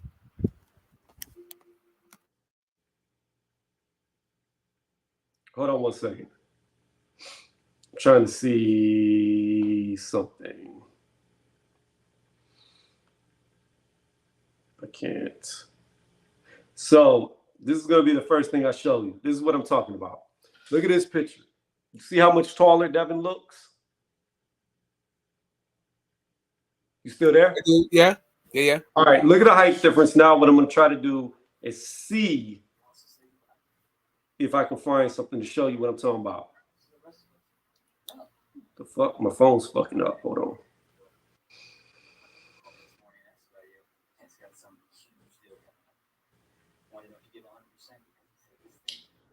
I'm trying to find a picture where they're not like throwing punches, because it's hard to tell because one's leaning, one's standing up. You know what I mean? I don't know. Yeah, that's what I'm saying. Like I thought, I'm just saying. I'm not saying that's why I'm picking them. The reason why I'm picking, yeah. I just want to show you this because I found it interesting when I saw them both in the ring. What I'm trying to find is where they touch gloves and they're looking at each other with the referees giving instructions, but I can't find a picture on Google. I would have to actually go to the fight and screenshot it. Fuck. Because when they were looking eye to eye, before they were hunched over, before they were using angles, because I already know, like me personally being in the ring, 5'11". If you see me fight, I probably look about 5'9", 5'8", because I like to get low and really explode with my power. I'm never standing, even if it's against somebody shorter than me, I'm never standing straight up. I'm always like, you know what I mean? Like my knees are always bent, ready to go. But again, I'm trying to find this picture. So I understand what you mean by like them hunched over and stuff like that. I'm really trying to show you what I was talking about because I was surprised when I saw it. And it's not to say that it makes a difference in the fight because it didn't in the first one. You know what I mean? Yes, it already see, this already started. They're not even facing each other. They found a full fight, but they're not like touching gloves or anything. They're ready to come at each other. That's when it starts. Yeah, I don't know where I would find it. But anyways, we can move on from it. It doesn't really matter. Yeah, I was just talking about an edge, right? I just saw him having it. I remember, I watched it maybe, half dozen times. Right. I remember Kambosos is having issues with the size and the length. But beyond that, Kambosos just doesn't have the feet. He doesn't have the brains. He doesn't have the feet. He doesn't have the fat. Like this dude is just. It just literally doesn't matter what he does. It won't be enough. Devin Haney is just like all around the better fight. There's like literally nothing that Kambosos does is better. This is the best I could find, and you got to look at it. No, there is something he does better. He has faster hands in combination. Look at how Kambosos looks taller than Haney. Bro, you can't really tell from that. Really. Well, you can see where their eyes come on the referee. Like Haney's eyes are like at the nose of the referee. Kambosos' eyes. Yeah, but that also could be a depth thing. I don't know. But I'm telling you, I watched them stand in front of each other side by side. No, I mean, I get you. I mean, I get what you're saying. Like, I'm just saying, like, I'm just remembering the fight. Maybe he wears the same fucking lifts in the fight. I don't know. But then it would be there. I don't know. I mean, even here, you can look and see that Kambosos' eyes look higher than Haney's. No, Haney looks taller than in that picture to me. To me, it looks like his eyes are higher. I'm telling you, that height difference that you saw with them in shoes, it disappeared in the ring. But it doesn't matter because, again, it's irrelevant because at the end of the day, Haney still has much longer arms. Haney's not, I mean, Kambosos isn't like me where he's got arms like a gorilla. He got little short arms. That's what I'm saying. I saw the issues. I saw the issues. That's not going to be solved. And really, like I said, Devin Haney is like he's way better at situational boxing. Like what Kambosos is a worse version of Pacquiao. He's Pacquiao without the volume, the speed, the power in his hands, or his legs. Right, like he's just not as explosive. The swarming ambush style that he has is just it's not suited for him as a fight. Like I don't know. It's not going to work against Devin Haney. Devin Haney, first off, has the exact style to beat that fucking thing, and in being an outboxer, right? But the other part of that whole fucking thing is Devin Haney is like kind of better feet and can make. He has that Midwest thing that makes you fight the fight you don't want to. Makes you adjust to fight the fight you don't want to fight. Like people say that when people are talking about Devin Haney being the next Floyd Mayweather and he's copying Floyd and all this stuff, it's not copying Floyd. It's like he's just trained by the same guy that trained Floyd. So it's the same thing. I disagree. He makes you go to he makes you go through your progressions because he can fight any kind of style. I disagree with that assessment. I don't think Haney is anywhere close to Floyd, and I don't. No, not as good as Floyd. And I'm not talking about. I'm just talking about stylistically, and specifically stylistically is that he knows how to fight going forward, going backward. He can go first. He can be a counterpuncher. We already have potentially the next Floyd in boxing right now, and that's Shakur Stevenson. That's not what I'm talking about, bro. That's not what I'm talking about. No. Oh my God, that's not what I mean. No, I got you, but even at that, I don't even see. That's not how Shakur Stevenson fights. Shakur Stevenson might be closer to Floyd than Devin Haney. That's not what I'm talking about. I'm talking about the style that they fight. When they make the opponent fight a different style, a different fight than they're used to fighting, that they want to fight. They have to go through, like if you are a guy who likes to pressure, all of a sudden you become a guy who has to fight with the back foot. That type of shit. If you're a guy that likes to jab, all of a sudden you take your jab away. Let's see what you can do with the right hand or some other fucking shot. Right? That's a stylistic thing. That's not how Shakur fights. Shakur is just better than the fucking guy. And first off, Shakur is fucking eating off of being big as fuck versus his competition. Like beyond that, Shakur is really good, and I think he's like Floyd in the sense that his shots are like he has better shot selection and is more accurate. Like his accuracy in the shot selection is closer to Floyd's, but not the style. Watch Floyd when he was young, and watch Shakur. Look at Devin Haney. No, that's not what I mean. Floyd Young was a different kind of guy, but even Floyd Young was. What I'm saying is, from watching Shakur fight and watching, because I really didn't watch Floyd come up, but I have watched his older fights. I see a lot of similarities between Shakur and Floyd, how he moved versus all right, Haney. so Haney to me doesn't do anything nearly as good as Floyd. He doesn't. No, that's not what I mean. That's not what I mean. I'm saying I'm not comparing him to. I'm only talking about stylistically. I'm not talking about ability or any of that shit. The only ability that I'm talking about is the fight that using your being able to fight in every kind of direction and every distance, so that and making your opponent have to fight a fight that they don't like to fight. That's the only thing I'm talking about. I'm not talking about him being fast as Floyd, having the IQ of Floyd, having the combinations of Floyd. Certainly not Pretty Boy Floyd. Like one of the knocks I think people have about Devin Haney is he fights more like money than anybody else. Like anybody should at such a young age. The guy is like super cautious, super wise. It makes doesn't make a ton of mistakes. Is like tries to capitalize on your mistakes. Doesn't take a lot of risks. Doesn't take a lot of chances. I don't know. I don't see I understand what you're saying, but to me, it's so much of a difference in skill gap that I just can't compare the two. Yeah, I'm only talking about the style. I'm not talking about the skills. But he doesn't have his reflexes. He doesn't have his speed. He doesn't have his combinations. He doesn't have his pop. He's not as smart. But what he is he's as schooled. He's a very schooled, and that's really where it comes. He's not as schooled as Floyd, but he's way more fucking schooled than Kambosos.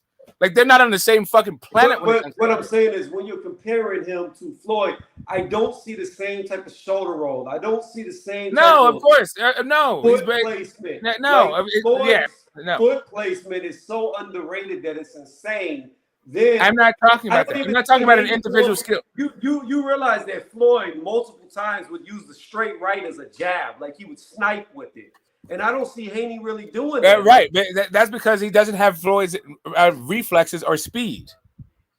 Right. But what he does have is Floyd's training. That's what I'm saying. All I'm saying is his ability to make a guy fight. But Andre Ward had a whole thing. Like, it's a Midwest style. And I can get into this whole thing about Oakland and then like why my icon is why it is. But the idea is make a guy fight the fight that he doesn't like to fight. Being so well-rounded, that you can fight on the back foot. If a guy is like to counterpunch, right? You just you turn that guy into a front foot fighter. I just want to say this real fast, Mo, Yeah, go ahead. not to change topics. Yeah. I just happened to pull up my YouTube studio. Somebody didn't like the title because they unsubbed to me. They say, well, what? Somebody unsubbed to me because of the title of this, the picture. Like, I just found that hilarious. Oh, what is it? Oh, I mean, No, I'm just saying, I put up my YouTube studio on my phone, the app, and I noticed that I lost a sub when I started this stream. It's just hilarious. you got to understand, like, man, listen, if you talk negatively about Wilder, then you'll have a contingency of UK fans all the way until you start talking shit about one of their fighters. Right. At this point, they're gonna have a goddamn problem with it. That's one thing about me. I've never been a fanboy for any fighter. So, like, where you have certain channels that have niches where they were only Pacquiao, only Canelo, only AJ, only Wilder. I've never been one to do that. So where they get their big sub count from, I could do that. I could bullshit. I could right now. Let's say Kambosos does, in your opinion, pull off the miracle and beat Devin Haney. I could pull all the Aussies. If Tim Tszyu happens to pull off the miracle and beat Charlo, I can make a nonstop Aussie channel and get all of them to sub to me. But one thing I won't do is not call out fighters on a bullshit. So that's why I don't grow like some channels, because I don't do that shit. And man. Like, listen, you have your perspective. You're consistent with the whole thing. I get it. And Tank sleeping Bo Shakur and Devin isn't some sort of crazy outlandish pick. I think all of them are really close together. I think if anybody's knocking out anything, it's goddamn Tank. I don't think Tank could beat Shakur. I think he could beat Haney, but I don't think he could handle Shakur. I think Shakur is getting over off of, bro, both in the Valdez and the Conceição fights. Did you not notice that he didn't even look like he was in the same goddamn weight class as those guys? He looked like he was 2 divisions higher than them. And hold up a second. And they were still fucking him up? They're still touching that dude up? Well, statistically, he's the least hit boxer in all of boxing. Yeah, and statistically, he's fighting goddamn garbage cans. So who gives a fuck? Okay, but then I come back to the Deontay Wilder. Statistically, he's fighting garbage. No, but statistically, he's not. But statistically,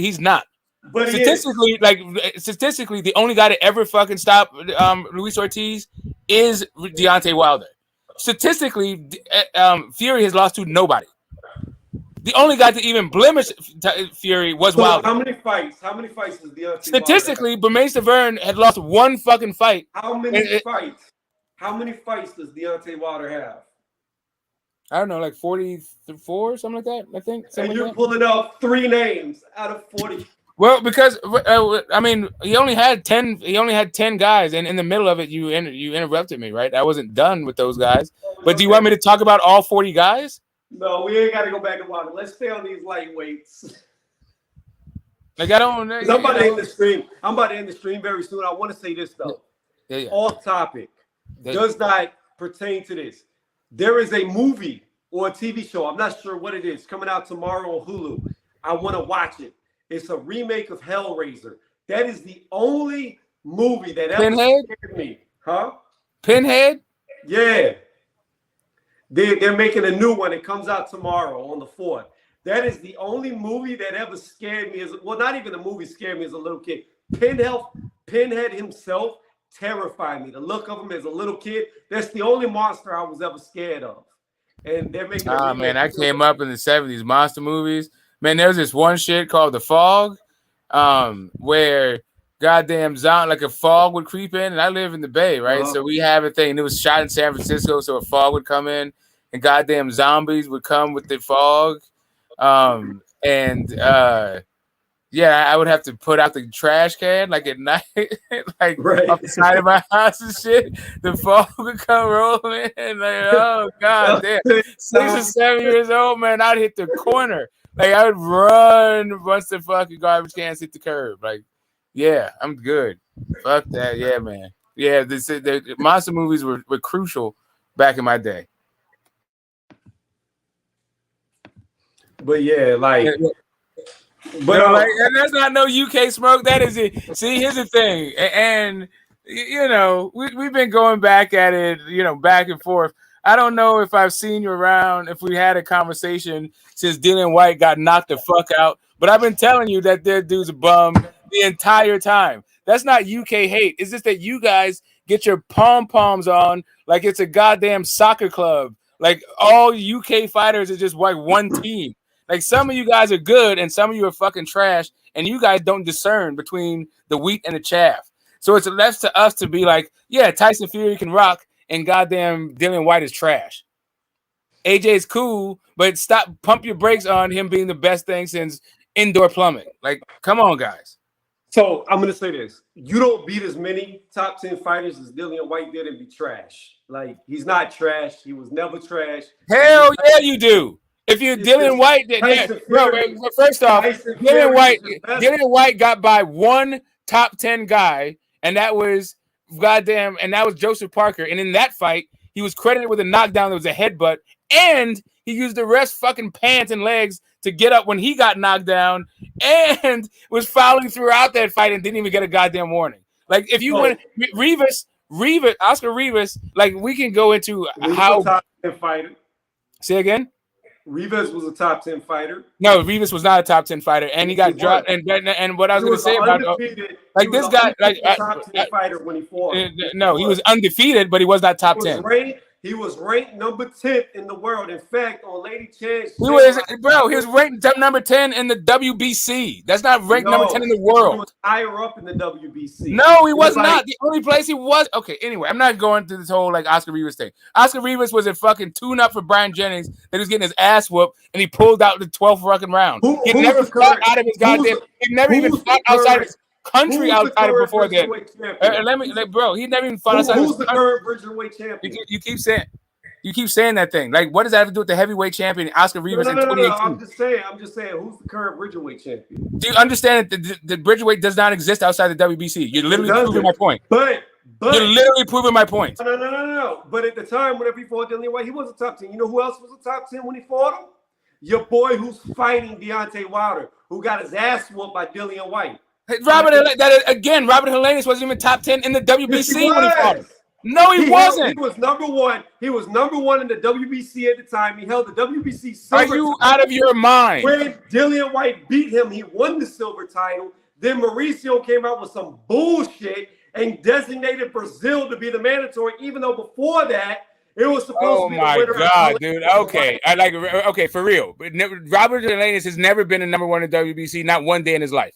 He was a silver champion, but it was vacant when he fought Dillian White. So secondly, the reason why Dominic Breazeale was the mandatory was because of a series of failed drug tests. Because Povetkin and Stavern were supposed to fight, because Povetkin was a silver champion, and Stavern was supposed to, and the silver champion to become mandatory, like had to fight a mandatory in order to get a shot, right? And so Stavern was that mandatory. He became the mandatory. He became the mandatory because he beat. Right. So again, Stavern was supposed to fight Povetkin for the mandatory spot. Wilder was supposed to fight Ortiz. Ortiz failed the drug test. Povetkin got called up. Stavern, who was represented by Don Only an American King. Don King petitioned the WBC to have a one-way mandatory clause for Stavern. No, actually for that fight to be Sorry, for that fight to be for that fight to still be a mandatory. So then Stavern got the replacement for Povetkin was Brazil, right? So then Brazil, but then Povetkin tested positive.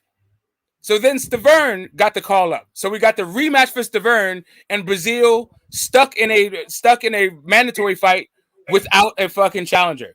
That was before Dylan White fought Hellenius. That was literally when he was doing like Malcolm Tan shit, White versus Tan fights. Like this whole idea about like Dylan White getting hosed by the WBC and Robert Hellenius being some like highly titled guy. When he taught the first top 10 guy in the WBC or anywhere that Dylan White fought was Joseph Parker. And at that time, Joseph Parker was ranked at number 7 in the WBC, and he just come off of a loss against AJ. And as you well know, once you're a champion, you're outside of the rankings, as you already stated earlier. So he was outside of the rankings because he was a champion, lost to AJ, and then was ranked number 7. And that is literally the only guy that he has a win over. That was a top 10 guy. Not Lucas Brown, not no fucking Oscar Rivas. I just need Dillian White to beat Daniel Dubois. That's what I need. Wait, if they fight that you want to talk about a guy who's quiet, is you think because is White focused right now? White went from like the White making an excuse. Was that just a push? Or was that White getting knocked the fuck out? No, it was the push. Sugar Hill said in an interview they trained only for the push. It was the push, huh? Yeah, that's what Sugar Hill said. Did you watch the Ugas fight? Did you watch the Wait. Sugar Hill said during that entire training camp, they never trained to throw one punch. They just trained for the push. Oh, damn. Really? Shit. Yeah, he actually said that shit. He trolled the fuck out of an interviewer. That shit was funny. Exactly. That's a troll. Exactly.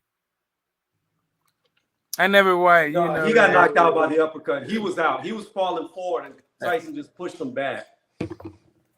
He was out cold. Yeah, 100% push. Yeah, that timber. Because that's what happened when you time out. You lied. Because off the top of my head, when Dillian White beat Povetkin was in the top 10. Was Povetkin in the top 10 when he beat Dillian White? I don't think so. Yes, he was. He might have been. I'm not sure. But I was just talking about. But that was like that's way after the Joseph Parker fight. Povetkin was already in the top 10 world ranking before he beat Dillian White. Well, but then he lost to AJ. No, he fought AJ way before they fought. Yeah, that's what I'm saying. And then he had a draw with Michael Hunter. Like. Right, but he was top ranked. He was top up there, but they didn't do shit for hell of fucking long. But anyway, I'm not sure where Povetkin was. I was just talking about the date. The first guy he fought was not Robert Hellenius. The first guy he fought as ranked top 10 was Joseph Parker. You have Parker, Rivas, and Povetkin. Rivas was not one of those guys. Povetkin may have been. Rivas was definitely within the top 10 world ranking. In fact, he was even in the top 10 on the list that you like to go to, BoxRec. Oh my God, dude, BoxRec, of course. Okay, first off, BoxRec doesn't keep top 10. Okay, BoxRec doesn't even keep those records. Oscar Rivas, they don't. No, I didn't say they keep the records. I looked it up at the time. Man, ain't nobody trying to rely on your goddamn memory. Man, get out of here. Anyway, like I was saying, hey, listen, you're not gonna convince me that you looked it up and remember that shit. All I'm trying to tell you. On Chan's channel, on Lady Chan's channel, I had this argument with somebody. And I hear you, bro. Hey, listen, I'm not even mad at you. I'm just telling you that all your things, like you know, it is what it is. When it comes right down to it, I don't even rate BoxRec rankings. I'm just saying, when you were saying that nobody has them up there, I was just naming all of the bodies that people use for rankings that did have people ranked ahead of Devin Haney at lightweight. Other lightweight fighters, just lightweight rankings. Like, anyway, point. Right. To get right back down to it. Yeah, I do. You know, I think Tyson Fury is the class of the division. Until further notice, I need for somebody to beat Deontay Wilder, not just for people to just project him over him. Because I saw Tony Bellew putting some excellent fucking hands on goddamn Usyk, and that southpaw killer, that straight right. I think he's a sucker for it. I think he's a sucker for Wilder's right, and I don't know that he can Wait, let's see him get up. Who did you say is a sucker for? That's straight right. Who? What fighter? Alexander Usyk. Oh, Usyk. Well, I'm not convinced that Usyk can beat Wilder. I stated several times before Usyk beat AJ that I thought Deontay Wilder was the only heavyweight that I knew for sure would beat him, because I think he's going to hit him coming in. And if Wilder's power is really what it's made out to be, then Usyk should not be able to take it unless it's not. Yeah, that's all right. So to me, the litmus test for Wilder's having ATG power, like not just like what he's being able to like to separate a guy from his senses one shot. That's one of the metrics, and that we can just see, right? He's not TKOing guys for the most part. He's flattening guys that are gigantic dudes, right? And I think the guy, if he would have flatlined a guy like that, it would be Joseph Parker. Nobody has fucking flatlined Joseph Parker. You knock that dude smooth the fuck out, now you talking. Because I think he has a heavyweight chin regardless of what the hell he did at cruiserweight.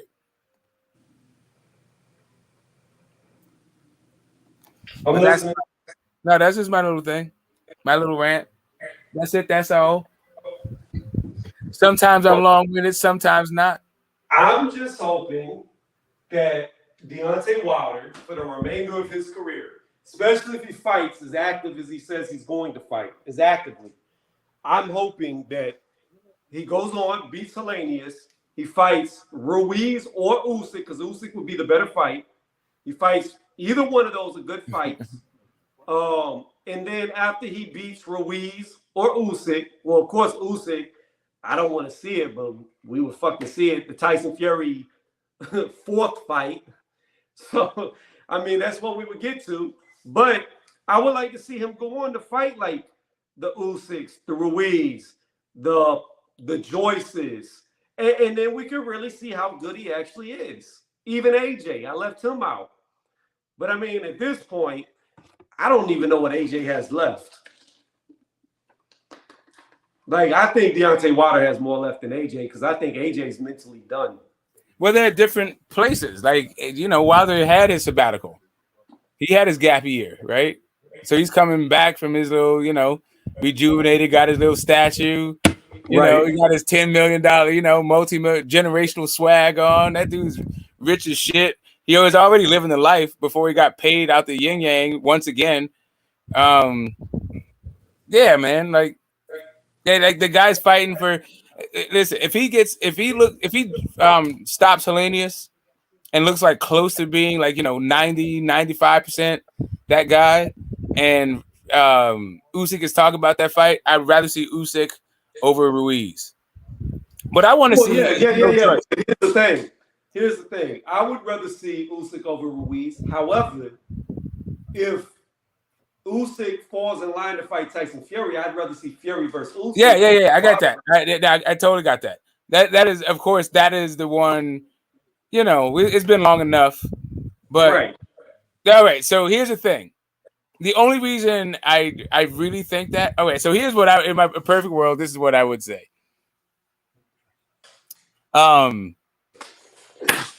Fucking AJ. I'm sorry. Wilder beats Usyk, and AJ beats Fury. Hold on, we're going inside. I'm tired of these mosquitoes that are getting in my garage. Hold on one second. Yeah, it's all good. And then I'm gonna end this stream here pretty soon because it's it's all good. It's all good. I'm trying to have some dinner. But I was just gonna say this for the funny, the boxing gods having a sense of humor. If if Wilder beat Usyk and AJ beat Fury? Oh, it would be amazing. It would be amazing because then you still get them for undisputed. And both of them would have each other's belts going into it. I wonder it'd be a 180 flip. Now, but if that were to happen, who would you say is the number one guy? Wilder. Why not? AJ beat the number one guy, not Wilder. No, Usyk's the number one guy.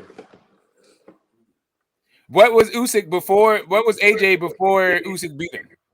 The number one guy. But he had already lost, and Fury was undefeated. It doesn't matter. He had more titles. I hear you. His titles. AJ. On top of that, AJ lost to a guy that Fury never fought. It's not like Ruiz got in there with Fury and got destroyed. Like Fury's never fought Ruiz. So to even say that AJ losing to Ruiz automatically by default means Fury's better, we don't know. I believe, you believe, we both believe that Fury beats him with ease, but we don't actually know what happens. No, I hear you, man. Listen, I'm with all that. Let me ask you this. What happens if Fat Boy beats Wilder and Fury? Then what? Oh, if he beats Wilder and Fury, then he got Usyk on there, that's a hell of a fight. That's number one versus number two. To me, that is definitely Ruiz with the better resume at heavyweight. Yes, but I'm just saying we don't know what's going to happen till they all fight. That's fighting Parker. He's been in there with Parker, Wilder, Fury, and AJ. Now listen, if you didn't think Andy Ruiz was going to the hall, he's going to the motherfucking hall with that one. Yeah, he would if he wins them, because he'd have a win over every top guy. Wow, Andy Ruiz, the Hall of Famer. Who'd have thunk it? Well, he lost to fucking Parker. He was just in there with him. Right, but he could always rematch Parker and go for that. Get back. But, I mean, at the end of the day, I still truly believe Ruiz beat Parker. Just like I believe Triple G beat Canelo. I think Ruiz has a work rate issue, and he's going to lose fights to guys who outwork him. Like he almost lost to a fucking old man, goddamn Ortiz. Like people hate on Luis Ortiz, but Luis Ortiz is goddamn good, even old as fuck. He was touching up Andy Ruiz. I will tell you this: if Ortiz would have beat Ruiz, it would have looked really bad for AJ. See, like nobody gives Ortiz thing. Like all it does is make other people look bad. Like you can't. No, for some reason, it is impossible to acknowledge the skill of Luis Ortiz, even though you can see it right in front of you. No, that man like 98 years old. Exactly, he's not 98. Anyway, on that note, I am certainly old. Listen, if that guy is older than me and he's doing that shit, then you need to give him extra credit, not slag him off. Nah. That just is the sad state of the heavyweight division nowadays. Okay, now it's a sad state. It's impossible to give him credit. You literally have to hate on everybody in the entire division before you give that guy some credit. Okay. Yeah, because he's like 98 years old. Okay, I got you, man. Look, it's just like fuck, who was it? Who was it that we were talking about? Andy Cruz from the Olympics, right? Beat Keyshawn, okay? Do you really believe that dude's only like 25 years old? That motherfucker's in his 30s. You still there? Smoke? Oh, shit, I was on mute. Yes, I think he can. It doesn't matter how old I think he is. I know that he can fucking fight. No, but I'm asking you. Like, people are like, no. We talking about Ruiz. No. Let me look. We talking about the difference in Cuban birthdays and actual birthdays. Yeah, listen, I get it. I understand. How old? No. I want you to answer this truthfully. How old do you actually think Andy Cruz is? I promise you, I have not given it one thought. I don't know. But I'm asking you right now. I'm a person that, okay, I'm particularly bad at this. I am a person who gets mistaken for like 30 years old. I still get carded from time to time. I'll be 52 years old in a couple of months. I'm really bad at this. Look, that's good. When you're older, you want to look younger. However, no, I'm done. I don't want to get carded, bro. I'm fucking old. I'm gonna be a granddad at some point. I'm like, it's just fucking for the birds, for real. When you're 27 years old, you don't want to look your current real age. Yeah, I mean, I hear you. Listen, not everybody has that thing. Like, I have a homeboy, dude, that was like, he was balding at like some of my Jewish homeboys. I got this one. My man looked like he was 43 before he could actually legally drink. I mean, I do. I think he's way older than 27. That's my personal opinion. Just like I know Ortiz is way older than whatever they say he is. Bump all that fucking extra shit. I'm talking about. I'm looking at the guy be able to fucking fight. I got you, but he's still old as fuck. Okay, yeah, you know what? Like I said, when we actually have the time to chop it all up, you're like looking at yourself, and I guess you're about to get your social agenda on. Good luck with that. What are you talking about? I don't know. You're looking in there like you have to make sure not a hair's out of place and all that shit. I figured it's for someone nicer to listen to than me, right? Bro, my chin was itching, literally. Okay, that way, all right. Shit, I'm just saying, Playboy, get your fucking thing, get your game on. But as I was saying, like, you know, on your stream, our interaction is fucking way different. It's way more play. We have time to hash it all out. I got you. Yeah. Hey, speaking of which, before I end the stream, because I'm about to end, over on the channel that I'm going to be debating on, are you going to be a judge? Because I know a lot of times you judge over there. I have no idea. I just got a new phone and I switched from Android to iPhone, and now all my contacts are fucked off, and they don't know this. So I got to like fucking go over there and see what the fuck's up. Because my preference is, I would prefer you to be a judge because I know that if I can sway you, I've won the debate, regardless of what anybody else thinks, because our opinions are so different that you would be a hostile judge. Well, you know, I'll always come when you go live and I'm around. I'll always like hit the link. I like chopping up with you because our views are so different. And you don't mind biting a very extreme bullet. I am definitely gonna be over here on like October 16th. No, you're not. You're gonna be hiding in the bushes crying. Yeah, okay. We'll see. I mean, probably October 15th. You know what's gonna happen? Right, you know what's gonna happen, Smoke? You know what's gonna happen? What? Fucking first, we're gonna have Shields lose to Savannah Marshall. Second, second, we're gonna have Haney lose to Cambosis. Third, we're gonna have Deontay Wilder lose to Helenius. Did Pepe the Frog whisper that shit in your ear? You gonna be on suicide watch. You crazy. Listen. Let me jack Trump to the opposite. When we send our people over there, we send our best. Yeah.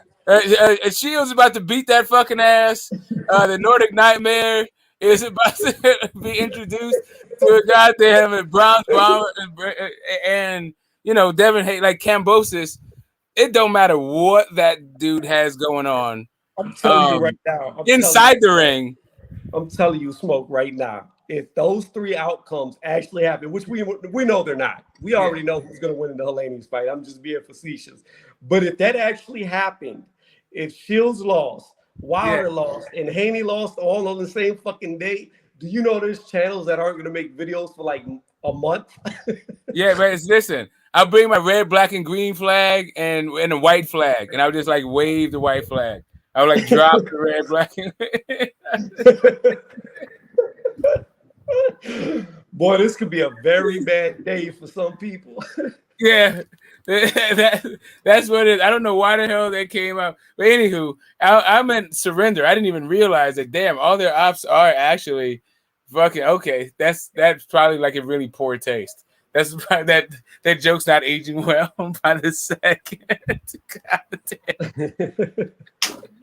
Anywho, on that note, peace, man. Next time. All right, man. Hold it down. Actually, wait. Oh shit, he's already gone. I was gonna let him close it out, but since he's already gone, I'm gonna close it out here. I thank all y'all for listening to playback. Thank y'all for coming through. Everybody that hit the chat, Smoke for jumping on the panel. Don't forget, because I always forget, hit the thumbs up and sub to the channel. On that note, I'm out.